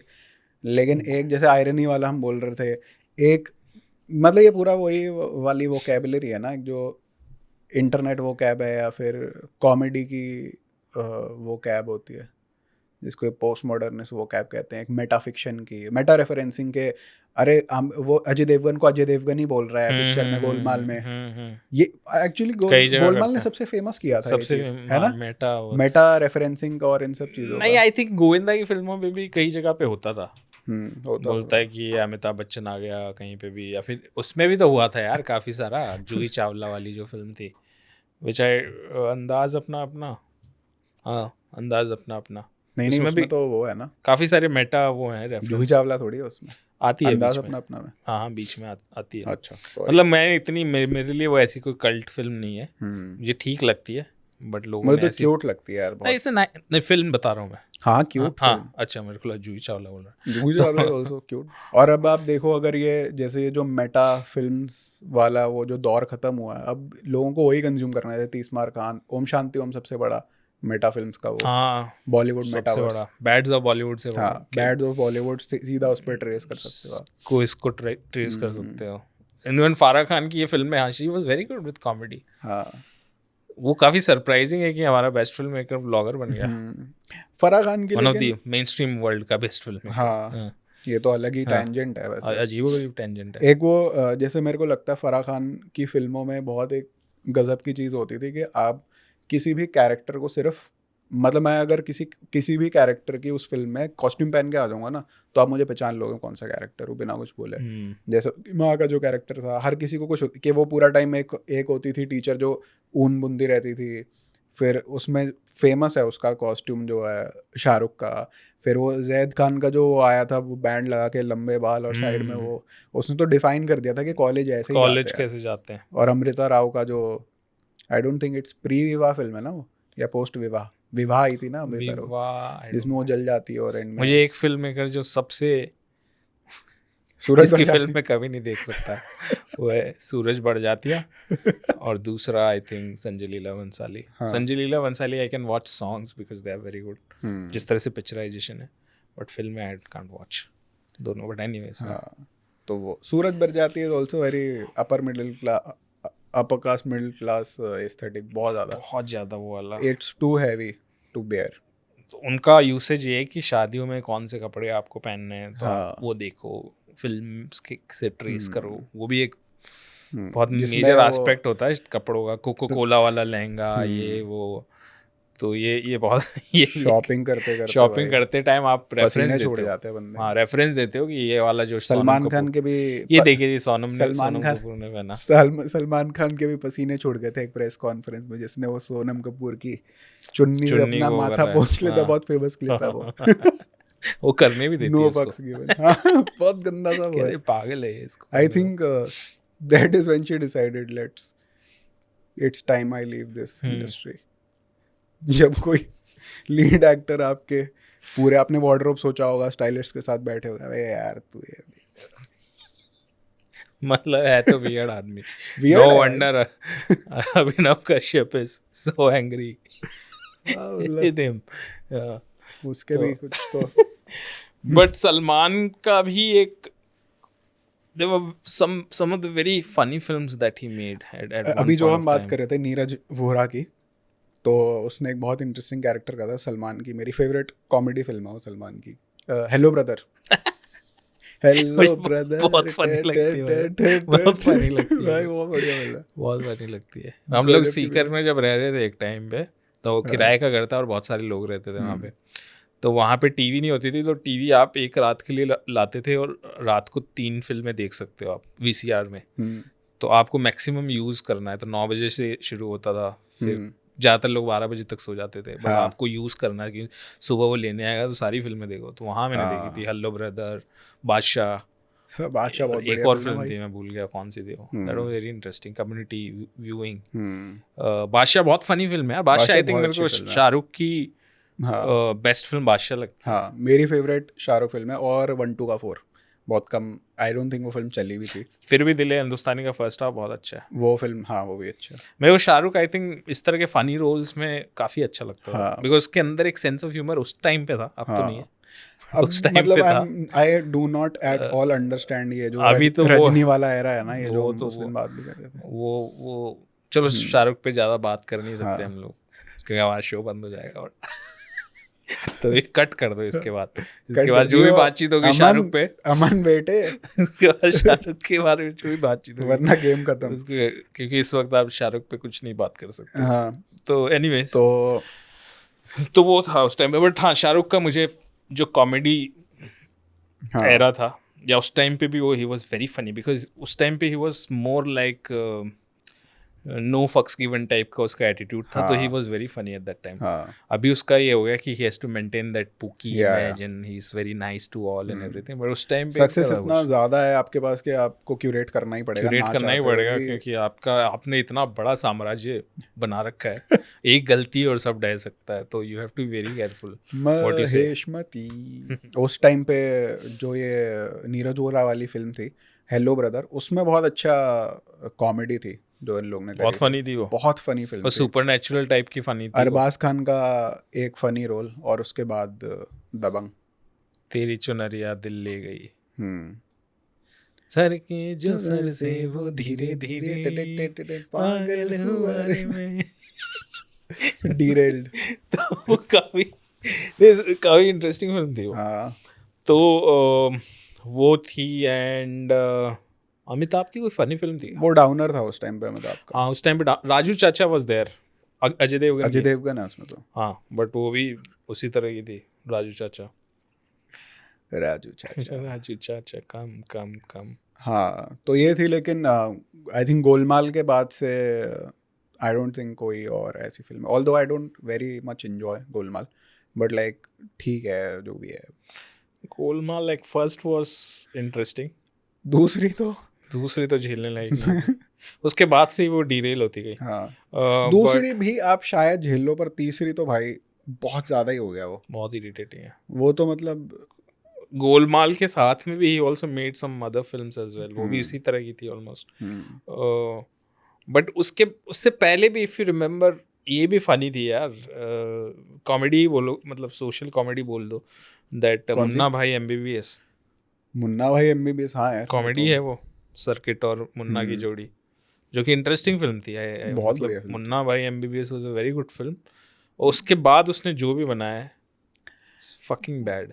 मतलब राइटिंग के लेवल पे तो आप मैच ही नहीं कर सकते यार उसको, जो जिस उसके level बाद पे में उन दोनों ने मिलके जो राजकुमार व्हाट्सएप हिरानी- जोक्स चुराए ना इसके और वो अमेरिकन जो इसका नहीं यार, राइटर है। वो पीके को बोल सकते हो, आपके पीके में है वो वाली क्यों भाई, 3 इडियट्स में सारे नहीं व्हाट्सएप यार, जोक्स हैं। मतलब वो जो ठीक है। जोक है ना कि वो उसमें जब टॉयलेट करता है करंट लगता है, ये सारी ये काफी उसमें बहुत सारे व्हाट्सएप जोक्स चुराए उन्होंने। मतलब चुराया, व्हाट्सएप नहीं था लेकिन- ऑब्वियसली उस टाइम पे, लेकिन बट एक कोहेसिव वो है बहुत। 3 इडियट तो मुझे तो आई डोंट नो, मुझे तो नहीं अच्छी लगती 3 इडियट। हम्म। ये बहुत अच्छी थी। उसके बाद जो सेकंड फिल्म थी वो तो मुझे कुछ समझ नहीं है। वो मुन्ना, वो जो नहीं रहे, क्या था वो, लगे रहो। लगे रहो मुन्ना, हाँ, जिसमें महात्मा गांधी जी गांधी पे पता नहीं क्या था वो पता कुछ नहीं तो क्या है था। वो। some kind of goodness he was trying to project on the world, हाँ, but which I was don't not think- matching with his हाँ। persona. आई डोंट थिंक वो था। और कौन सी थी? पीके थी, पीके के बाद संजू एक प्रोपेगेंडा फिल्म, पूरी Sanju proper propaganda proper propaganda film है। एक क्रिमिनल वही। के पास्ट को आप एक तरह से पूरा वाइट वॉश करके कंज्यूमेबल बना रहे हो। हाँ, नॉनसेंस एकदम। फिर उसके बाद डंकी बनाई भाई साहब ने। पर it's a badly made film. मतलब Sanju is a bad film. यार वो फर्स्ट सीन ही है कि मैं इतनी लड़कियों के साथ सोया हूँ, उस पे तालियां बजा रहे लोग। हाँ, मतलब क्रिंज है, मतलब क्रिंज इंडियन मेंटालिटी को वो एक यूएसपी की तरह बेच रहे हैं। मैं जहाँ बैठा था वो कहता है, मैं कुछ तो बोलता है ना उसमें उसकी बीवी के सामने, मैं 80 लड़की के साथ सोया हूँ, लोग तालियां बजाए। क्या हो गया भाई, क्या कर रहे हो वो सेम एनिमल में भी हो रहा था। मैंने कहा क्या कर रहे हैं लोग, क्यों तालियां बजा रहे हैं यार, बिना बात के तालियां बजा रहे हैं लोग जोर जोर से। तो वो भी है एक कलेक्टिव, क्या बोलते हैं उसको, कलेक्टिव डिबॉचरी है वो, और कुछ नहीं है। पॉइंट के बाद भाई निकल रहा है, वो गर्लफ्रेंड को बना देता है। मतलब वो भी छोड़ दो तुम, मतलब छोड़नी नीचे, बट चलो छोड़ दो कि वो प्रॉब्लमेटिक है, मिसोजिनी है, ये भी डंकी छोड़ तो दो मैंने in देखी general। नहीं है, तो मैं कुछ इस पे बोल नहीं सकता। डंकी तो मेरा वो गाना सुन के इच्छा नहीं की देखने की। क्या? लुट पुट गया सुनील पाल के स्कूल ऑफ लिंग्विस्टिक्स से बोला जाए तो जिस फिल्म का नाम ही डंकी हो, वो ढंकी फिल्म कैसे हो सकती है? भाई मतलब ये है आयरनी का, कि मतलब कि मुझे पसंद तो आ रहा है वो जो डंकी और डंकी कर रहा है, लेकिन मैं बोल नहीं सकता क्योंकि सुनील पाल से जुड़ा हुआ है। क्योंकि मैं सुनील पाल से जुड़ जाऊंगा। मैं सुनील पाल नहीं हूँ, मैं सुनील पाल नहीं हूँ, बट हमारे सब में एक सुनील पाल है, पर हम क्योंकि हम वर्ड्स को तोड़ते रहते हैं। रैपर भी तो ये करते हैं। तो सुनील पाल क्या पता वो एक रैपर बनना चाहता था, पर वो भाई अब बीफ अलग तरीके से निकाल रहा है। सब वही करते हैं यार, अपहरण, हाँ, अपहिरन कुछ भी, हाँ, मतलब रैप का उस तरीके से। तो क्या पता सुनील पाल रैपर बनना चाहता था, पर उस टाइम पे नहीं थे भाई साधन तो बेचारा। कॉमेडी इसकी एक जोक तो याद है बचपन का, नाना पाटेकर का एक जोक है उसका। तो नाना पाटेकर बोलता है, हेड एक है फिर भी हेड एक है वो तब से कर रहा है भाई, वो 20 साल पहले से। सुनील पाल नया नहीं है वो। मैंने कहा बड़ा फनी है, बचपन में बहुत यूज करता था, हेड एक है फिर भी हेड एक है तो पर उसने दूसरों का पीआर बड़ा बट ये भी इंटरेस्टिंग है कि उस टाइम पे comedy as a genre, not just mainstream, भी एक रिस्पॉन्स होता है ना सिनेमा कि आसपास क्या हो रहा है। तो बहुत सारे सिटकॉम्स थे, या फिर ये जो लाफ्टर चैलेंज बहुत सुपर हिट था कॉमेडी के लिए। हाँ, कहाँ से पाकिस्तान से कॉमेडियन आ रहे हैं वहाँ पे, क्या चल रहा है, रऊफ लाला और ये सारे लोग तो ये क्या आ रहे हैं तो उस टाइम में कॉमेडी का शकील भी था, Shakeel and Shruti, I remember. महा प्रॉब्लमेटिक आदमी बट आई थिंक वो श्रुति का, उसका जो एक्ट्रेस है उनका अभी इंटरव्यू में ऐसा डर लगता था वो क्या बोल दे, मतलब हाँ, वही ना Pakistan but she has appreciated him कि मतलब ही वाज नेवर, अच्छा, मतलब उसका बट लगता बहुत डर था बिकॉज़ वो प्योर, हाँ, मतलब ही हैड पाकिस्तान में मिसोजिनी अलाउड है तो वेरी एजी मतलब वो वहाँ पे खुल के आप मिसोजिनिस्ट हो सकते, तो वो वाला कल्चर में यहाँ पे वो लग रहा था भाई कभी ऐसा डर लगता था आप क्या बोल जाइए, सुपर एजी। हाँ, बहुत ही ज्यादा वो था कुछ तो मतलब सिर्फ मिसोजिनी के उसमें नहीं, पर वैसे भी कि मतलब वैसे भी कुछ भी बोल कभी कुछ गाली गलौज ही कर देगा, कुछ भी कर देगा ये, कुछ कर सकता है, उसका ये वाला एनर्जी था। नहीं, ये तो है। फिर एक रऊफ लाला था, वो जीता था एक लाफ्टर चैलेंज एक पॉइंट पे। तो ये सारी चीज़ें थी। तो पैरेलली भी मतलब कॉमेडी एज अ जॉनरा बड़ा बहुत कुछ चल रहा था उस टाइम पे। सिटकॉम्स में एक पॉइंट के बाद ये हो जाता है ना कि आप देखते जा रहे हो उस चीज़ को, लेकिन आयरनी क्या कर रही है कि मतलब एक तो जितनी भी आपकी सेंसिटिविटी और वो सारी चीज़ें आप रेफरेंसिंग करते जा रहे हो कि यार मैं इस चीज़ को रेफरेंस कर सकता हूँ, उस चीज़ को रेफरेंस कर सकता हूँ, जो पॉप कल्चर में एक पॉइंट के बाद बन जाता है ना, कि जैसे मीम्स में बनता रहता है कि हम रेफरेंसिंग करते रहते हैं, लेकिन अंदर से आपकी जो सोल होती है वो खोखली होने लगती है पूरी तरह। तो जब आप इतने पॉप रेफरेंसिंग और ये सब आयरनी उसके साथ ही इनवाइट करती है ना, मेटा रेफरेंसेस और ये सारी चीज़ें, आई थिंक उसमें ये एक छोटा सा वो है। अनुराग कश्यप ने भी बहुत यूज़ किया है, उसकी एक फिल्म है नो स्मोकिंग। कई लोग बोलते हैं that's more like an inside joke, क्योंकि अब्बास टायर वाला उसका राइटर है, उस पे जोक है अब्बास पे, और इसे काफ़ी कुछ करता है। क्या टायर वाले पे क्या जोक? एक है उसमें वो कुछ तो बार में हो जाता है और फिर पीछे पाकी पाकी कुछ म्यूजिक बजता है, क्योंकि पाकी उसकी वाइफ का नाम है। ओह अच्छा। ऐसा कुछ था, बट उससे हु गिव्स, हाँ मतलब क्यों कर रहे हो ये सब? हाँ, तो बट वो कर मतलब जैसे ये, हाँ मतलब ये सब तो फिल्मों में आई थिंक बॉलीवुड में भी स्पेशली काफ़ी सारे लोग हैं जो आयरनी आज के टाइम में जैसे चल रही है वो उसके साथ एज नहीं कर पाते। मतलब you can not age with irony. I don't think like say for example Ajay Devgn cares about irony. नहीं, एज की बात नहीं है, मैं ये कह रहा हूँ कि आपकी जो एजिंग भी हो रही है एज अ, जितने भी लोग एक पॉइंट पे इस फिल्म बना रहे थे और धीरे धीरे उनकी एजिंग भी हो रही है पॉइंट के बाद में, तो कल्चर भी तो चेंज हो रहा है, बट आपकी एजिंग आप उसी चीज़ पर अटके हो। फॉर एग्जांपल गोलमाल वालों पे कई डायरेक्टर भी कईयों ने आई थिंक केस किया था या नोटिस भेजा था कि वो डिसेबिलिटी का काफ़ी मजाक उड़ाता है अपनी फिल्म में। अच्छा। हाँ, तो उसके ऊपर मुझे एग्जैक्टली नहीं पता कौन सी सीरीज़ के लिए, बट उन्होंने उसको कुछ नोटिस भेजा था कि आप जैसे हकला रहा है कोई, उसका आप मजाक उड़ा रहे हो, कोई ये कर रहा है, कोई बोल नहीं पा रहा उसका मजाक उड़ा रहे हो। तो स्पीच इम्पेयरमेंट पे बहुत सारे जोक्स और वो होते थे जो कि कूल नहीं रहे, मतलब रहने भी नहीं चाहिए और नहीं मतलब रहे। वो तो तो धीरे इस तरह धीरे की राइज हुआ था जो थोड़ा। तो इस तरह की कॉमेडी भी चेंज हो गई ना कि आप वही फैट शेमिंग की, ओए मोटी, ओए मोटे, ओए काले, ओए, तो वो भी चेंज हो गया। तो उस टाइम पे जो लोग बना बट रहे अब थे वो उनके वापस ही अलावा आ गया, जैसे लेटेंट वगैरह में, तो वहाँ पे लेटेंट में दोबारा आ गया, तो ब्लैक आदमी आया तो उसको बोलते हैं बोलते हो। कि निगाह मारदा और ये सब हाँ, गाने गा रहे हैं हाँ, उसके साथ। या फिर एआईबी में, हाँ एआईबी को लोग बोलते हैं कि इससे ज़्यादा प्रोग्रेसिव कुछ नहीं हुआ, बट वो अगर स्टेज पे जाओ तो उसको एक बंदे के कालेपन का वो सबसे ज़्यादा मजाक उड़ाया उन्होंने कि ये काला है, इतना काला है, ये इतना काला है। हाँ मतलब तो तो वो काफ़ी तो वो ऑब्वियसली रिटर्न उसका हो गया, but in a very different form, like latent वगैरह का फॉर्म वही मैक्लुहान वाली बात की, मीडियम इज द मैसेज वाला। तो हम मीडियम इस तरह का है कि वहाँ पे हर चीज़ ही आपको कूल लगेगी, मतलब जनरेशन को, यंग जनरेशन को, कि वो उसके फिर कुछ प्रॉब्लमेटिक छोड़ देंगे because they are having fun, but they might not find the same thing cool in let's say comedy night with Kapil और other which they think I these think are थोड़े अंकल टाइम के comedy. बाद जो but ये generation वही कह रहा हूँ, जैसे जैसे फॉर बड़ी होगी, जैसे जैसे बड़ी होगी वो खुद फटीग आ जाएगा, वो फटेगा, वो बोलते ये क्या देख रहा था, दीज ये आर क्या वेरी चल बैड, रहा है यार। हाँ ये तो बहुत दीज थिंग्स ज़्यादा आर वेरी बैड। क्योंकि इसमें ये भी होता है कि अगर आप से फॉर एग्जांपल आप जेनजी अभी हो तो पहले तो ये एक ट्रेंड की तरह बात की तरह शुरू होता है, यार जेनजी हो तो ये पीते हो, जेनजी हो तो वो खाते हो, ऐसा करते करते अब धीरे धीरे पता चल गया अरे यार ये तो इस ट्रैप में अच्छे फंसते हैं। उसके बाद उनको यार जेनजी हो तो आप ऐसी कार्गोस पहनते हो, जेनजी हो तो आप माचा पीते हो, जेनजी तो आप ये लबूबू पहनते हो। आपको नहीं पता आप माचा पीते हो? हाँ। वो भी उधर है, मैं माचा अरे आप ऐसे क्या, चलो हटाओ टोट बैग डालो, टोट बैग डालो। अरे यहाँ फकीर चंद क्यों नहीं गए आप?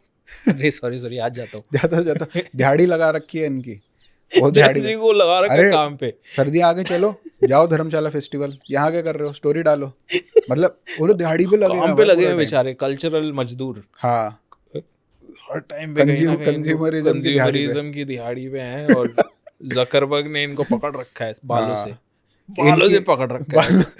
और एक बालों से पकड़ता है और पीछे से कॉर्पोरेट आता है और दे दे के मार रहा है ब्रांडन की आंखों पे रोज, ले अभी ये ले स्विगी देख, ये देख स्विगी का कूल इंटर्न देख है ना, तू इस पे हंसता है ना, देख ले स्विगी के ऐड में देख, स्विगी के ऐड में देख, स्विगी के इंटर्न के रिप्लाई देख, कूल रिप्लाई देख, कूल है देख स्विगी का इंटर्न पीछे।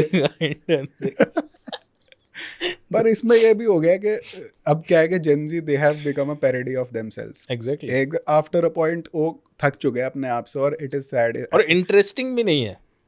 इंटरेस्टिंग है नहीं, लेकिन आप उसको कॉल आउट नहीं कर सकते। कॉल आउट क्या करना है, मतलब बेसिकली अपने को क्या कॉल आउट करना, लेकिन पॉइंट ये है कि कुछ बोल नहीं सकते आप, क्योंकि आपका फायदा है उसमें। मतलब आप भाई उनसे, जेनजी से आपको सबसे ज्यादा, आप क्रिएटर हो, हाँ, जेनजी को खुश खुश रखो। हाँ, आप 40-45 साल के हो भाई, उसके बाद आप उनकी तरह कपड़े पहनो, कार्गो पहनो, बाल वैसे करके रखो। एक्टिंग वो करो कि जेनजी हो, हाँ, और चाहे आप आप 50 उनको, के क्यों ना हो जाओ। हाँ, उनको बताओ कि जेनजी ये करते हैं, जो हाँ। वो होता है ना नार्सिसिज्म ऑफ स्मॉल डिफरेंसेस, कि आप औरतों को बताओ कि आदमी ऐसा, आदमी को बताओ औरत ऐसा, काले को बताओ ये ऐसा, वो उसको बताओ। तो सबको अपने उसके अंदर बांध के रखो, अपने रोल्स के अंदर, कि तू जेनजी का तेरा ही रोल है, इस रोल के अंदर कंज्यूम करता रहे जो जो मैं तुझे बोल रहा हूँ। अगर तूने ट्रैविस स्कॉट के कॉन्सर्ट पे जाकर के ये नहीं किया ना, तो मेरी टिकटें नहीं बिकेंगी, ये मैं तुझे नहीं बताऊंगा, पर मैं तुझे ये जरूर बताऊंगा कि तू वर्थ वाइल नहीं है, तेरी एग्जिस्टेंस, ठीक है। और वो वाली चीज़ें फिर ये आपको के साथ प्ले करने लग जाएंगे, आप कंज्यूम करते रहोगे। एक पॉइंट के बाद आपको रियलाइज होगा कि यार मैं तो दिहाड़ी पे लगा था इतने साल, मुझे तो जेनजी को 3-4 साल बाद समझ आया बोले क्या कर रहा था मैं? जेनजी मजदूर क्या कर रहे थे हम लोग? कुछ नहीं, क्योंकि अब उनको समझ में आ गया, ट्रेंड की बात तो चली, लेकिन उनको समझ में आ गया कि यार इनकी बाइंग कैपेसिटी बहुत तगड़ी है ना। और बाइंग कैपेसिटी भी ना हो तो बाइंग इनकी, कैपेसिटी मतलब पापा से ले सकते हाँ हैं। हाँ, वही मतलब वही वाली चीज़ कि पापा से पैसे लेने वाली चीज़, सेविंग्स का तो कॉन्सेप्ट वैसे भी नहीं रहा। और उसके साथ साथ ये है कि भाई इनकी आंखें पूरा टाइम गड़ी रहेंगी, काम पे इनको जाना नहीं है, क्योंकि जो जेनजी का एक बहुत बड़ा तबका है जो मिडिल क्लास, अपर मिडिल क्लास है, वो एक तो कल्चर चेंज करने की पावर रखते हैं, वो सब रखते हैं। तो वो जिस तरफ शिफ्ट हो जाएंगे उस तरफ हो जाएंगे। उनकी आंखें पकड़ी हुई है जकरबर्ग ने, वो 8-8 घंटे उनको वो चीज़ें दिखाता रहेगा, उनको उन्हीं की पर्सनालिटीज़ फीड करता रहेगा, और उसी में वो एंग्जाइटी लेते रहेंगे। इसके चक्कर में कोई उनको बोलेगा नहीं, बड़ा क्रिएटर जो उम्र में बड़ा है, क्योंकि उसको पता है कि जैसे ही मैं बोलूँगा मेरी तो जेबें भर ही रही हैं, अब अगर मैंने कुछ बोल भी दिया इनको तो मुझे ये बोल देंगे अंक, या मुझे ये बोल देंगे कुछ ऐसा बोल देंगे। तो those who still want to have a conversation with Gen Z, as in like end of millennial, उसके भी जो एंड पे लोग हैं, they can't even have a conversation with them, forget about their own like जो grandparents या ये बहुत ज़्यादा हुआ है। और ऐसा नहीं है कि वो पैदा ऐसे हुए हैं, ऐसा कुछ है, it's not like about identity, पर उनको बनाया ऐसा है कि कि मतलब तुम कॉन्वर्सेशन मत करो किसी से, तुम कूल हो, और उसमें उनको फंसा दिया उन्होंने। अब वो है कि सुबह उठ करके डिसोरिएंटेड फील हो रहा है, समझ में नहीं आ रहा कहाँ को जाएं, क्या करें।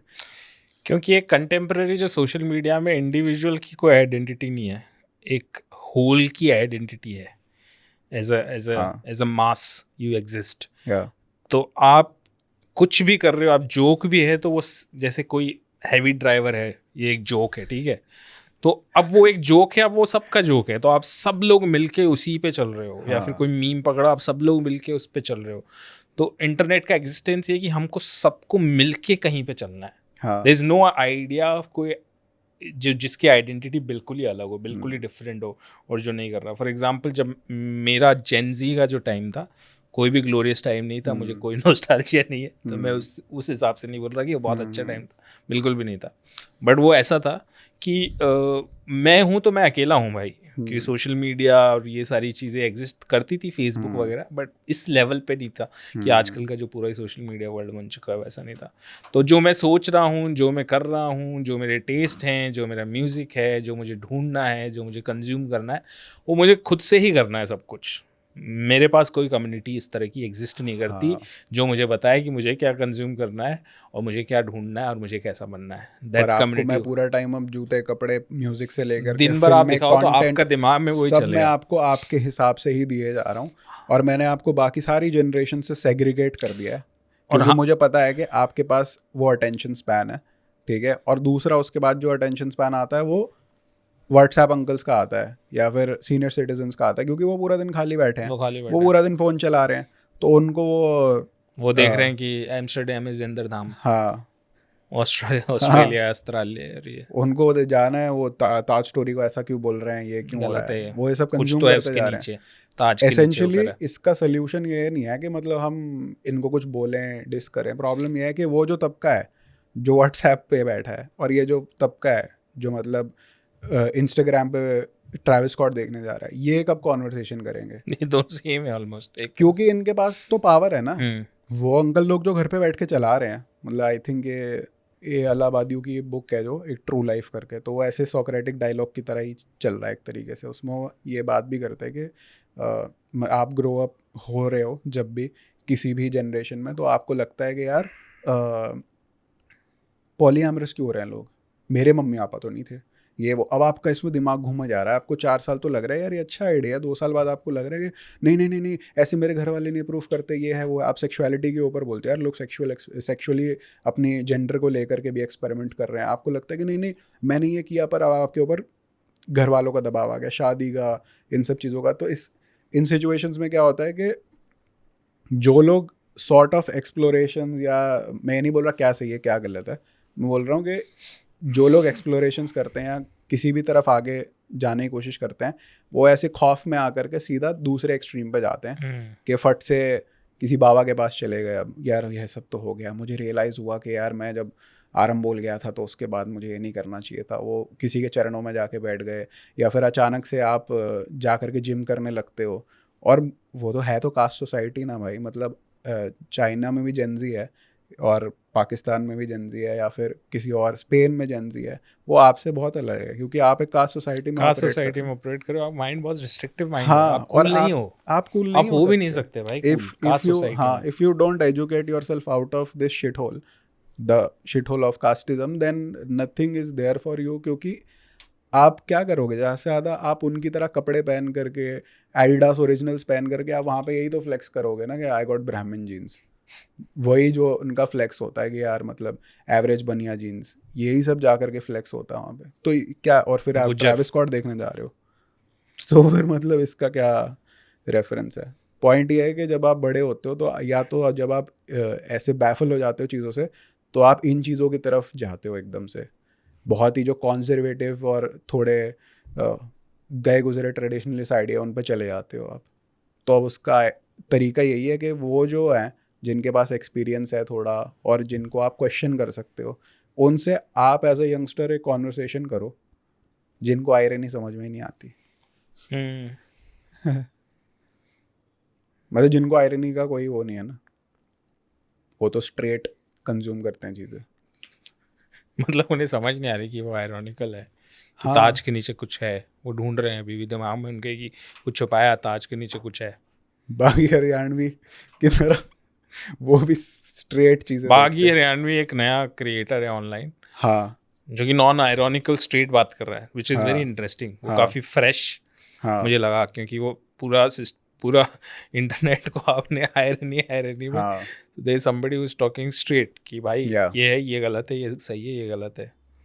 तो आई थिंक बागी Haryanvi first guy in the history of Haryana के, मतलब north India, who is so aggressive about reading books.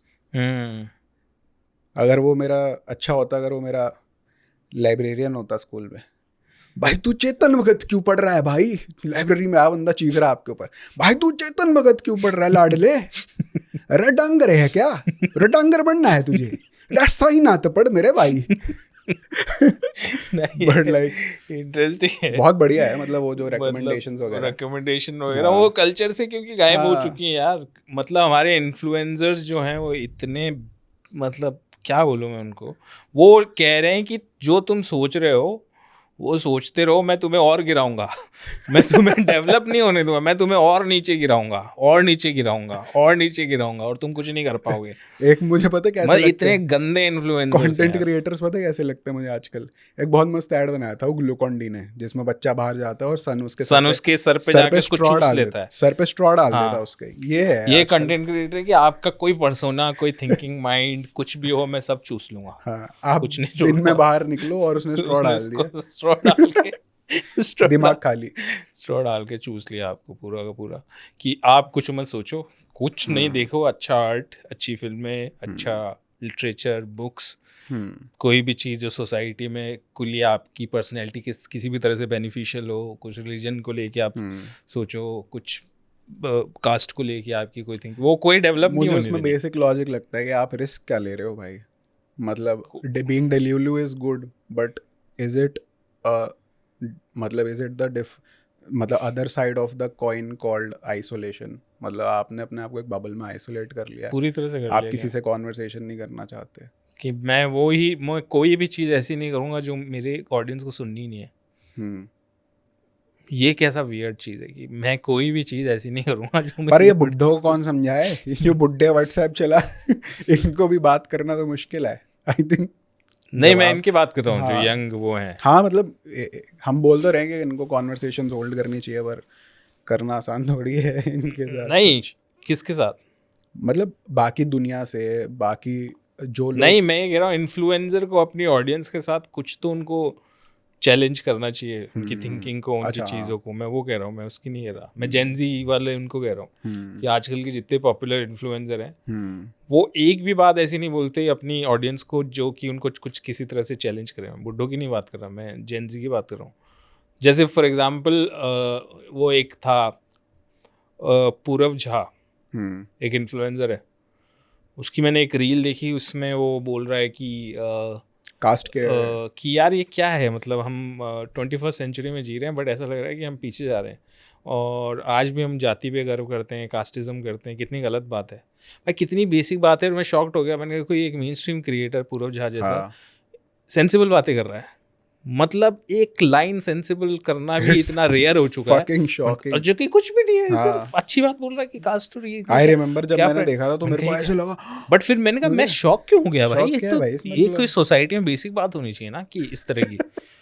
But problem ये है कि इन्फ्लुएंसर और ये सारा कल्चर है जिसके अंदर ग्रीड के अलावा कोई आपके पास कुछ है ही नहीं। कोई जिस आपके देश का कंटेंट क्रिएटर ही तो नामर्थ हो, नापुंसक हो। राजीव तलवार की भाषा में गए तो वो मैंने देखा कि यार ये तो मतलब राजीव तलवार। फिर इसमें ये हो गया कि मेन स्ट्रीम तो कुछ नहीं बोले, फिर आपकी कैटेगरी अलग हो जाएगी। मतलब बोलने वाला हो फिर वो उसी कैटेगरी में रहे। जैसे फॉर एग्जांपल आपने कुणाल कामरा, कुणाल कामरा का फिर वो है कि मतलब वो एंटी एस्टेब्लिशमेंट और उसकी एक कैटेगरी है, ठीक है। या फिर फॉर एग्जांपल और भी कई इस तरह के नाम हो सकते हैं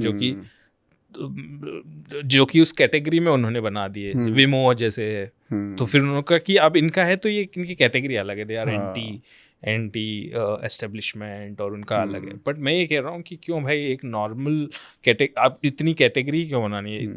somebody is influencer who's talking about these things as well and also talking about politics, उसको आप एकदम साइडलाइन क्यों कर देते हो? That I don't understand. जैसे यूएस में तो करते हैं लोग, मेन स्ट्रीम कॉमेडियन और मेन स्ट्रीम जो लोग हैं उनको वो नहीं किया जाता कि they are anti Trump comedians या एंटी एस्टेब्लिशमेंट। हाँ मतलब तो वो एक बेसिक चीज़ों को भी उन्होंने पूरी तरह से हटा दिया कि बेसिक कमेंट करना है करना। बट मैं फिर उनका भी समझ सकता हूँ कि आप इंस्टा पे वही जो शुरू में शाहरुख के लिए हमने बोला था कि आपकी इतनी ज़्यादा फॉलोइंग हो गई, आप कोई भी स्टोरी डालोगे, कुछ भी डालोगे, फिर उसकी स्क्रूटिनी इतनी ज़्यादा है, फिर आपने जैसे ही कुछ डाला तो फिर वो देख के फिर वो आपके डीएम बढ़ देंगे, ये बढ़ देंगे। बट वो रिस्क है, वो तो बेसिक रिस्क है जो आपको थोड़ी बहुत तो लेनी पड़ेगी बॉस। बट ये है कि हाँ मतलब हमारी जो सोसाइटी है वो परिपक्व नहीं है, परिपक्व मतलब मैच्योर नहीं है। मैच्योर तो मतलब वो है, लेकिन आपको भी थोड़ी बहुत तो रिस्पॉन्सिबिलिटी उठानी पड़ेगी यार कुछ तो एज अ क्रिएटर। और आपके पास पैसों की भी कोई कमी नहीं है, super rich already, super duper rich creators, सब कुछ है। इनसेंसिटिव होने की आज़ादी दे देती है आयरनी आपको। और आयरनी में फिर ये एक इशू आ सकता है कि उसको बनाया आपने इसीलिए था ताकि आप अपनी बात सबवर्ट करके स्टेटस को हिला सको, है ना। एक रूम में सार्कास्टिक हो सको जहाँ पे अलाउड नहीं है बात को डायरेक्टली बोलना, लेकिन अब वो बेसिकली कोई भी स्टेटस को का भी ये बड़ा इंटरेस्टिंग है कि जैसे हम लोग बात कर रहे थे कि ये जो शोज आते हैं, जैसे you said about this new show Twinkle Khanna and Kajol, क्या नाम है उसका? मैं नाम भी नहीं आता। अच्छा ओके, पर मैंने देखी हैं उसकी क्लिप्स वगैरह। तो तूने बोला कि ऑडियंस भी परेशान हो रही है इससे। हाँ मतलब जो ऑडियंस उसका फोकस है वही ऑडियंस। बट मेरा पॉइंट है उनका फोकस ऑडियंस नहीं है ऐसे शोज का। ये स्टेटस को मेंटेन करने के लिए चीज़ें होती हैं, क्योंकि ऐसे शो के अंदर जितने भी इस तरह के सेलिब्रिटी टॉक शो होते हैं उसमें हर स्टार की एक मैथोलॉजी उनको अलाइव रखनी है। तो वो उसका लॉजिक ये नहीं कि लोग कौन देख रहा है कौन नहीं देख रहा है, वो उनके लिए ज़रूरी नहीं। उनके लिए ज़रूरी है कि बॉलीवुड का जो एग्जिस्टेंस है या सेलिब्रिटी हुड का जो एग्जिस्टेंस है वैसे शोज़ उसको ज़िंदा रखते हैं, अदरवाइज वो ख़त्म हो जाएगा। तो for example comedy night with Kapil जो है वो एक तरह का पीआर शो है सेलिब्रिटीज का स्टेटस को मेंटेन रखने के लिए। वहाँ हर कोई आएगा, तो इतनी तो किसी में इच्छा भी नहीं यार जानने की। अभी आमिर जैसे अनिल कपूर आएगा तो उसको लगता है कि सारी दुनिया उसके स्टेप के लिए पागल है। ये जो स्टेप है, कोई nobody gives a fuck man. वो आते ही वो ऐसे करता है जैसे अब पागल हो रही है जनता, और जनता वेट कर रही है, जैसे हम घर पे वेट कर रही है मिडिल क्लास की कब अनिल कपूर ये स्टेप ले, और वो भी उसको बोलता है आपका वो फेमस स्टेप हो जाए, बट नोबडी इज इंटरेस्टेड। या फिर वो किसी और एक्टर को बुला लेंगे और बोलते हैं कि आपकी तो ये था, हमने सुना आप यहाँ खाना खाते हो, हमने सुना आप ये करते हो, हमने सुना ये करते हो।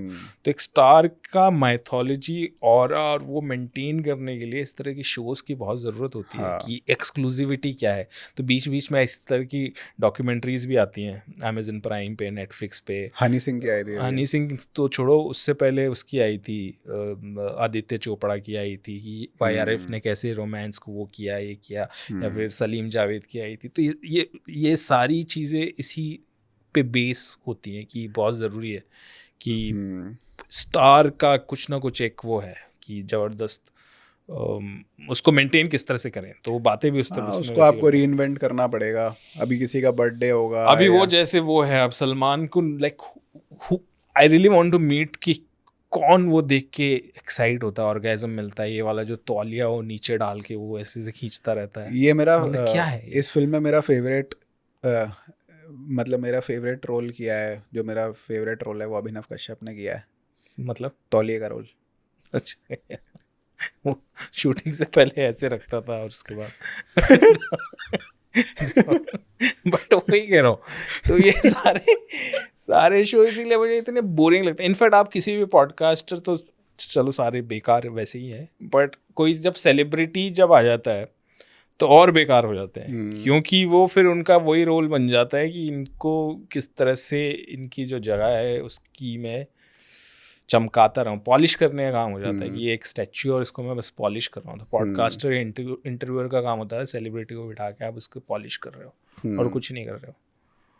तो ये है इन शोज़ का। जैसे कॉफ़ी, वो जो है क्या नाम था उसका, coffee with Karan, that was also like Bollywood gossip में इंटरेस्ट है लोगों को, और ये but it had some I think मतलब वो इंटरेस्टिंग था because Karan Johar is a very powerful guy, not powerful, he has interest in gossips. मतलब वो गॉसिप करने का, लेकिन और अनहिंज्ड भी हो जाता है कभी कभी, and he is also interested in some kind of edginess. तो शुरुआत के कुछ एपिसोड थे बड़े अनहिंज्ड से थे, मतलब आप देखो। और ये भी पोर्शन है जिनमें आई थिंक करण जौहर के ऊपर लोग डिग ले रहे हैं, उसने वो भी नहीं काटा हुआ है। हाँ कई है वो लोग काफी बार वाला था, जैसे काफी बार लोग शेयर करते हैं कंगना ने उसकी तोड़ दी। मैंने कहा भाई बहुत बढ़िया। नहीं तो ये देखना कि उसने एडिट में काटा नहीं। हाँ मतलब उसने कटवाया नहीं, उसने कुछ नहीं किया, which is very interesting कि उसको तो लेकिन वो कल्चर भी अलग था, वहाँ सेलिब्रिटीज खुल के बोलते थे। सो कॉल्ड ट्रैश टीवी की भी एक वैल्यू होती है, बट वो अब नहीं हो सकता, क्योंकि मैं वही कह रहा हूँ कि उस मतलब टाइम पे कॉफी विद करण को जैसे हम ट्रैश टीवी के उसमें डाल देते हैं। ट्रैश टीवी वो इसलिए था, उसमें भी उसकी एक क्लास है। वो इसलिए था क्योंकि उस टाइम पे सेलिब्रिटीज अनहिंज्ड हो सकते थे। अभी वो सिर्फ PR के अलावा कुछ नहीं बोलते, क्योंकि उन्हें पता है उनकी हर बात पे आउटरीच होता है सोशल मीडिया पे। वो प्री सोशल मीडिया टाइम था जहाँ पे वो सेलिब्रिटीज कुछ बोल सकते थे अनकॉन्शियस, और आपको उनकी लाइफ में उससे ज्यादा कोई एक्सेस भी नहीं था। हाँ, तो अभी ऐसा है कि जो आज का जो वर्ल्ड है उसमें सेलिब्रिटी कुछ नहीं बोलता है। हाँ। तो मुझे वो इतने बोरिंग लगते हैं। उनका ये लॉजिक है कि मैं कुछ भी बोलूँगा तो इतनी कंट्रोवर्सी हो जाएगी कि मीडिया में वो आ जाएगा, सोशल मीडिया पे चलता रहेगा। सो दे आर वेरी केयरफुल। अभी इसमें जो ये बातें कर रहे थे वो इतनी ज़्यादा, जैसे कई एपिसोड हैं यार उसमें लगता है क्या बोल रहे हैं। तो वो जैसे एक महेश भट्ट का एपिसोड है उसमें कॉफ़ी विद करण में, वो कुछ भी बोल रहे हैं यार वो लोग। हाँ, तो वहाँ पे वो कर रहे हैं। और उससे पहले भी 2-3 कई इस तरह के बहुत सारे एपिसोड थे, बट वो कल्चर डिफरेंट था। अभी सेलिब्रिटीज कुछ नहीं बोलते। सलमान का उसमें सलमान का भी कि मैं virgin, if I was Sanjay Leela Bhansali I would wonder where Karan is. तो आप मतलब ऐसी चीजें बोल रहे हो तुम। वो सामने वाला भी इतना रसिक है कि उसको रस मिल रहा। बातों का रसिक होना बहुत जरूरी है यार हाँ ऐसा भाई। होस्ट, और तभी मजा आता है ना। आजकल रसिक नहीं बचे कि वो बातों का रस ले रहे हैं। अब वो छोड़ो कि वो क्या बातें कर रहे हैं, कुछ रस गॉसिप्स तो की है। वैल्यू नहीं रहेगी भाई। गॉसिप्स भी अब क्या है, व्हाइट नॉइज बन गई है। कुछ बचा ही नहीं। गॉसिप्स को व्हाइट नॉइज मत बनाओ भाई, बाकी कुछ भी करो कल्चर में। गॉसिप को तो गॉसिप रहने दो। अब तो है कि भाई ये टॉक शोज भी व्हाइट नॉइज की तरह चलते हैं, साइड में बंदा कुछ और कर रहा है। कुछ और कर रहा है। और जो स्पेशली इंटरव्यू और वो पॉडकास्टिंग में सेलेब जो बैठते हैं वो तो मतलब देखने लायक बिल्कुल नहीं रहते। बोले क्या कर रहा है। एक तो प्रॉब्लम ये भी हो चुका है ना कि जैसे सेलेब्स जो हैं, ठीक है, अब पॉडकास्टर ले तो रहे हैं but they don't think of a podcaster in a same value. मतलब वो फेमस हो गया ऑब्वियसली क्लिक्स के थ्रू और वायरलिटी के थ्रू, बट सेलेब के दिमाग में उसके लिए इक्वल नज़र नहीं है कि वो उसके सामने खुले या फिर कोई उसके सामने कुछ ऐसी बात करे जो इंटरेस्टिंग हो, क्योंकि उसका उससे कोई लेना देना नहीं है। लेकिन अगर करण जौहर या फिर कोई बड़ा इस तरह का बैठा है जो उन्हीं की इंडस्ट्री का है, जो उनको पता है कि वो पावर इक्वेशन में सेम है या उससे बड़ा भी है, तो वो फिर कई चीज़ें खोल भी देते हैं, बोल भी देते हैं। थोड़ी बहुत इंटीमिडेट भी हो सकती हैं और थोड़ा बहुत ये इच्छा भी हो सकती है कि I should present my best version, कि कल कोई मुझे भी कुछ रोल दे दे या फिर मैं कुछ ऐसा बोल दूँ। तो वहाँ पे it becomes a very different conversation. तो आजकल वो इस चक्कर में भी कई चीज़ें जो हो चुकी हैं बिल्कुल ही मतलब गायब हो चुकी हैं। उसमें तो अनुपम खेर जी आकर के चलचित्र में आए अनुपम खेर जी, और वो अच्छा बंदा है यार, बहुत ही अच्छा लड़का है वो। उसको बुली करके चले गए वैभव को। ओए तुझे पता नहीं रॉबर्ट डी नीरो 10 मिनट के लिए मेरी स्क्रीन पे आता है। तो उसको बुली करके चला गया। तो वो उनका यही है अभी। He got the Robert De Niro pass. Robert De Niro जो उसमें बोलता है कि जस्ट बिकॉज मैं इंडिया का बेस्ट एक्टर हूँ तो इसका रॉबर्ट मतलब डी ये नीरो नहीं। क्या देखता होगा यार उस पिक्चर में? किसके? वो उस पिक्चर में क्या फिल्म है, तन्वी द ग्रेट। नाम देख तो बहुत क्रेजी है भाई, तन्वी द ग्रेट। बोलते तन्वी द ग्रेट नहीं देखी आपने? क्या I mean? Tanvi the great नहीं देखी आपने तो मतलब क्या है यार? क्या देख रहा होगा वो उसमें? तो इसी चक्कर में पता नहीं भाई। नकली विग लग रही है उसमें सबकी अजीब सी। तो Anyway, ये वाला है आजकल के। पर मेरे को इसमें लगता है कि जो ये सीधा कॉन्वर्सेशन करने का जो हम बात कर रहे थे ना, it's cyclical in the sense के आयरनी आती है फिर चली जाती है, उस तरीके से कि लोग परेशान होते हैं तो उनको चाहिए होता है एक बंदा जो सीधा बोले। पर सीधा बोलने के साथ क्या होता है कि आपने बोल दिया, मैं भाई तू ना सही बात बोल रहा है, तू ना सही बोल रहा है, तो आपका क्या है कि अब जैसे मैं बोल रहा था ना लाइब्रेरी वाली बात, वो पर उसका पॉइंट यह है कि अग्रेशन ना एक परफॉर्मेंस भी बन सकता है एक पॉइंट के बाद। तो मतलब ठीक है मैं नहीं कर रहा हूँ, ऐसा कह रहा है, पर there is always a trap specially social media पे। अगर आप आयरनी से हट करके सीधा बोल रहे हो तो अग्रेशन ही आपकी फिर करेंसी वो डिजायर। हाँ एक्चुअली प्रॉब्लम ये है कि वो एक एक्ट आप देते हो फिर ऑडियंस कहती है हमें वही देते रहो। हाँ क्या आपने उन्होंने आपके ऊपर एक राइचियस अग्रेशन का एक पर्सोना इम्पोज कर दिया है, तो अब आपको पूरा टाइम राइचियसली अग्रेसिव रहते हैं। बिना वैसे करो सटल तरीके से बोल देंगे यार नहीं हमें तो वही चाहिए। नहीं पैशन गायब हो गया इसका। तो पैशन का तो अरे वो मैंने इसमें एक बहुत इंटरेस्टिंग चीज ये करते हैं कि इट्स नॉट योर मतलब the content only, like you in itself your, जो अभी बोल रहे थे ना आप, यू आर द मैसेज, कि तुम जैसे बोल रहे हो वो मैटर कर रहा है उनके लिए। है तो उनको सब एक्सेसिबल, पूरा इंटरनेट है, पर तुम कैच जो कर रहे हो, तुमने जिस पर्सोना में वो किया है वो उनको पसंद आ रहा है। रिस्क लेके बोल रहे हो। तो इतना मत सोचना कि जस्ट बिकॉज वो तुमको कंज्यूम कर रहे हैं, अगर तुम सीधा बात कर रहे हो तो they are essentially glued to what you are saying, maybe they are glued to your whatever persona. हाँ सम एनिग्मा अबाउट यू। बहुत सारी चीजें हैं उसके अंदर। वो तो मैंने बुक में भी लिखा है। हाँ subtle plug, the most subtle, the great Indian brain rot. It is available for pre-orders, but इसमें सीरियसली मैंने एक चैप्टर है इन्फ्लुएंसर्स पे, तो उसके अंदर मैंने इसी बारे में लिखा है, myth of follower count, myth of ये एक अजम्पशन कि अगर आपके 1 लाख फॉलोअर हैं तो वो लिटरली आप ऐसे हैं कि एक हॉल में 1 लाख लोग बैठ के ऐसे बैठे। ऐसा नहीं है, वो 1 लाख लोग और को भी देख रहे हैं। हाँ। तो आप उसमें एक फ्लीटिंग इमेजरी हो उनके लिए, they are not dedicated to you, they are a fleeting imagery in their eyes. तो वो भी इंसान को अवेयर होना चाहिए that keeps you rooted somehow that वरना your तो- followers are not something like मेरे हैं, तो मुझे पता है कि इसमें काफ़ी सारे लोग हैं जो मुझे, जिनको मैं अच्छा लगता हूँ या फिर मेरा हाँ। वो कोर हो सकते हैं, बट ज़्यादातर लोग हैं जिनको ऐसा है कि हाँ आ रहा है जा रहा है, आ रहा है जा रहा है। कई वैसे लोग होता है। बस आपको मतलब पॉट पे ही देखते हैं, हाँ वही देखते हैं कि हाँ तो मतलब कई लोग हाँ कई कि आप एक viewer- पॉट की इमेजरी भी हो किसी के कि लिए, आप ये जरूर हाँ। सोचोगे यार ये बंदा मुझे पॉट पे देख रहा है। फिर मेरा हाँ। कोई सौभाग्य हम्म। या पॉडकास्ट, हमारा ये पॉडकास्ट सुन रहा है कोई, हकते हुए सुन रहा होगा हाँ बंदा, वो वो कर क्या है रहा भाई? हो, या फिर कोई शावर में मतलब लोनलीनेस को, ये- तो आपके कंजम्पशन हाँ। के भी ऐसे नहीं है कि कुछ आप एक्सक्लूसिवली कंज्यूम करें। कई लोग जैसे पॉडकास्ट का बड़ा कॉमन है कि कई लोग बोलते हैं कि we consume your podcast when we have to clean our room, ये वो इतना बोरिंग काम है, there has to be some sound. मैंने कहा ठीक है, इट्स ओके। तो वो Interesting. सारी चीज़ें भी होती हैं, और मैं भी ऐसे ही सुनता हूँ जब मुझे हाँ। सब्जी काटनी होती है, कुछ कुकिंग कर रहा हूँ। कल मैंने जैसे अनुराग कश्यप का सुन लिया,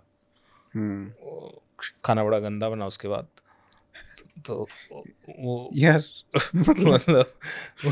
मतलब कुछ भी बोल रहा आई है वुड उस स्टिल पॉडकास्ट प्रेफर अभिनव कश्यप पॉडकास्ट एनी डे। उसमें वो कुछ भी बोल रहा है। मैंने यही बात इसीलिए बोल रहा था, मेरे को याद आई क्योंकि उसमें बोल रहा है कि आपने मेरे गैंग्स ऑफ वासेपुर के फ़ैन क्यों हो?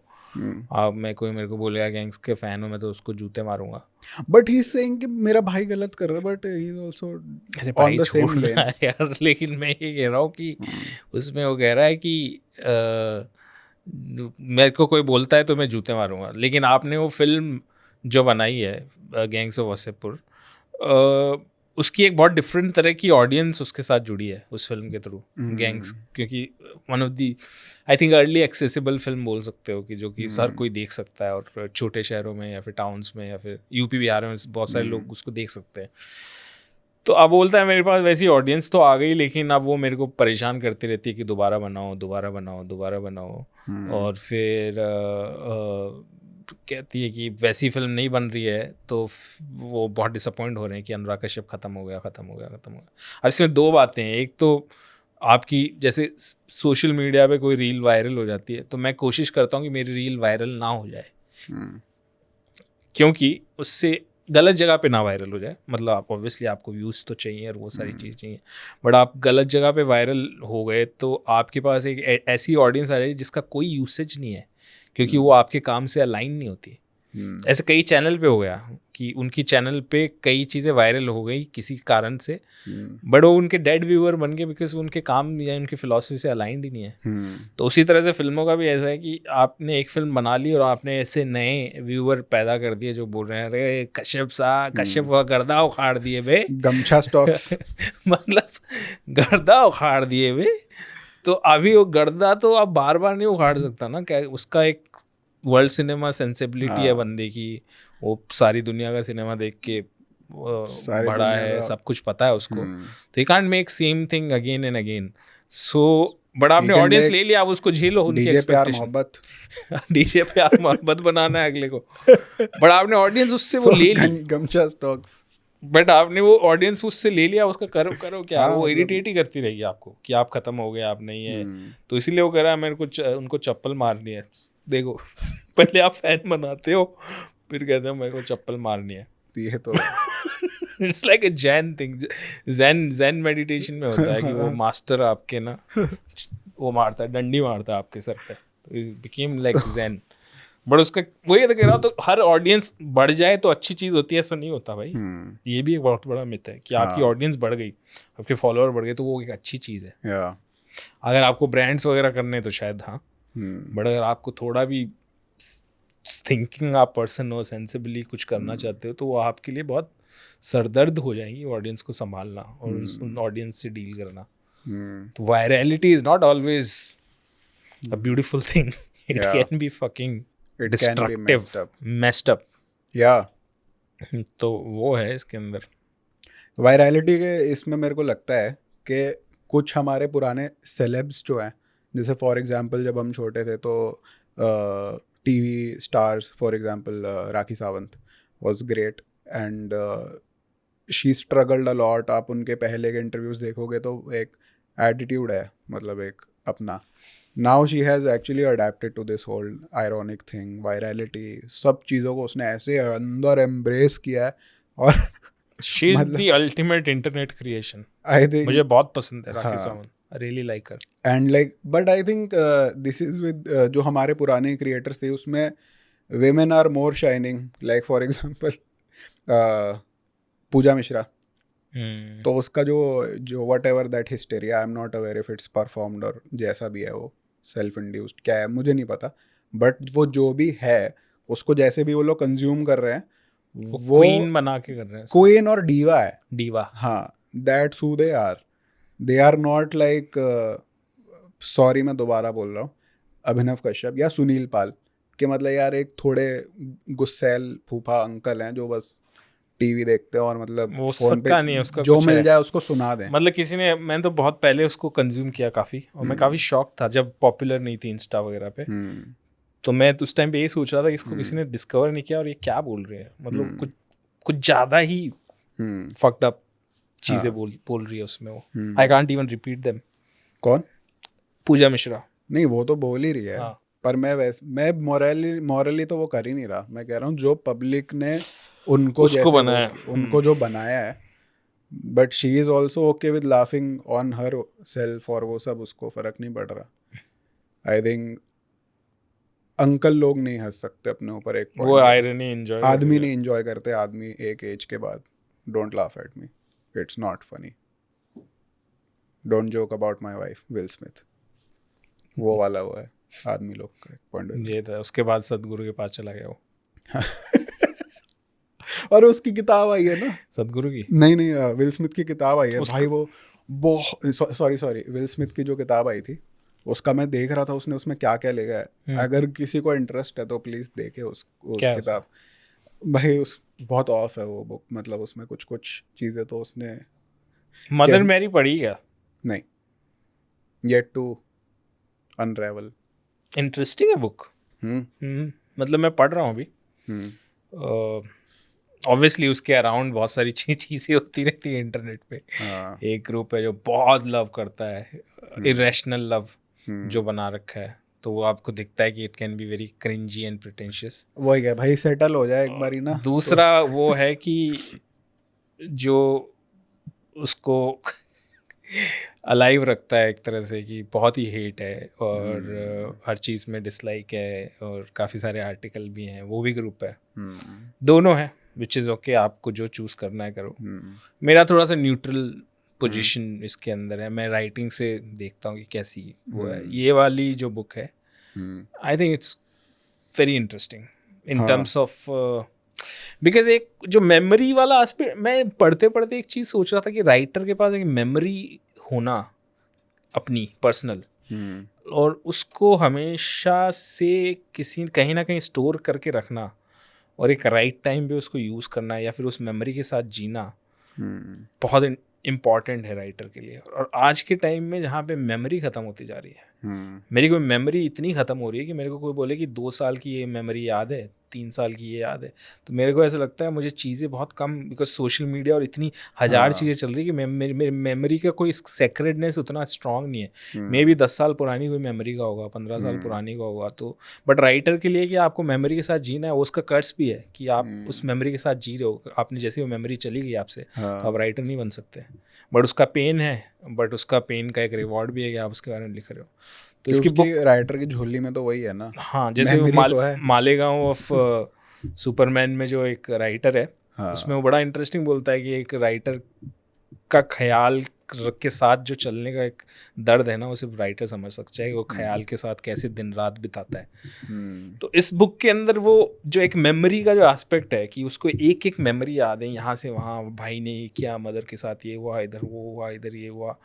तो और वो उसको it's very clear that she also treat those memory as very important memories. मैं तो जैसे हमारा आयरनी और ये इस चक्कर में हमें अपनी मेमोरी से भी बहुत डिसओरिएंट हो गए कि वो अच्छी मेमोरी थी, बुरी मेमोरी थी, समझ नहीं आता कि व्हाट वाज दोज मेमोरी. क्योंकि आजकल का कल्चर इस तरह का हो गया है कि हर चीज़ में हमारी सेंटिमेंटैलिटी और सेक्रेडनेस चला गया. तो वो वहाँ को ट्रेस कर रही है उन चीज़ों को. And those thing I found interesting कि काफ़ी टाइम बाद मुझे ऐसा कोई ऑथर को मैंने पढ़ा जो कि उस तरह की मेमोरी वाली राइटिंग जो कर रहा है. It's very interesting. तो पढ़ूंगा बट पूरा I don't know, let's see. बहुत सारी किताबें जमा है अभी, 5-6 किताबें, सारी पढ़ूंगा। बट एक उसका राग दरबारी का एक ओपनिंग में डायलॉग आता है, वो पुलिस स्टेशन में जाता है, जो एक नॉवल है श्रीलाल शुक्ल की, वो उसमें जाता है पुलिस स्टेशन में, बंदा पुलिस थाने वाला बोलता है, साहब फाइलें पड़ी होती है पूरे में, तो बोलता है ये क्या है, कहता है साहब इतना काम पड़ा है कि सारा काम ठप पड़ा है। हाँ, ये एक वो है। Superb. So on this note, this was today's episode. अगर आपको ये एपिसोड अच्छा लगता है, हमारा काम अच्छा लगता है, तो प्लीज़ आप मेंबर बनिए यूट्यूब पे, पैट्रियन पे। Thank you so much. And yes, the great Indian brain rot is available for pre order. Please do pre-order this book. It will really mean a lot for me. Thank you so much.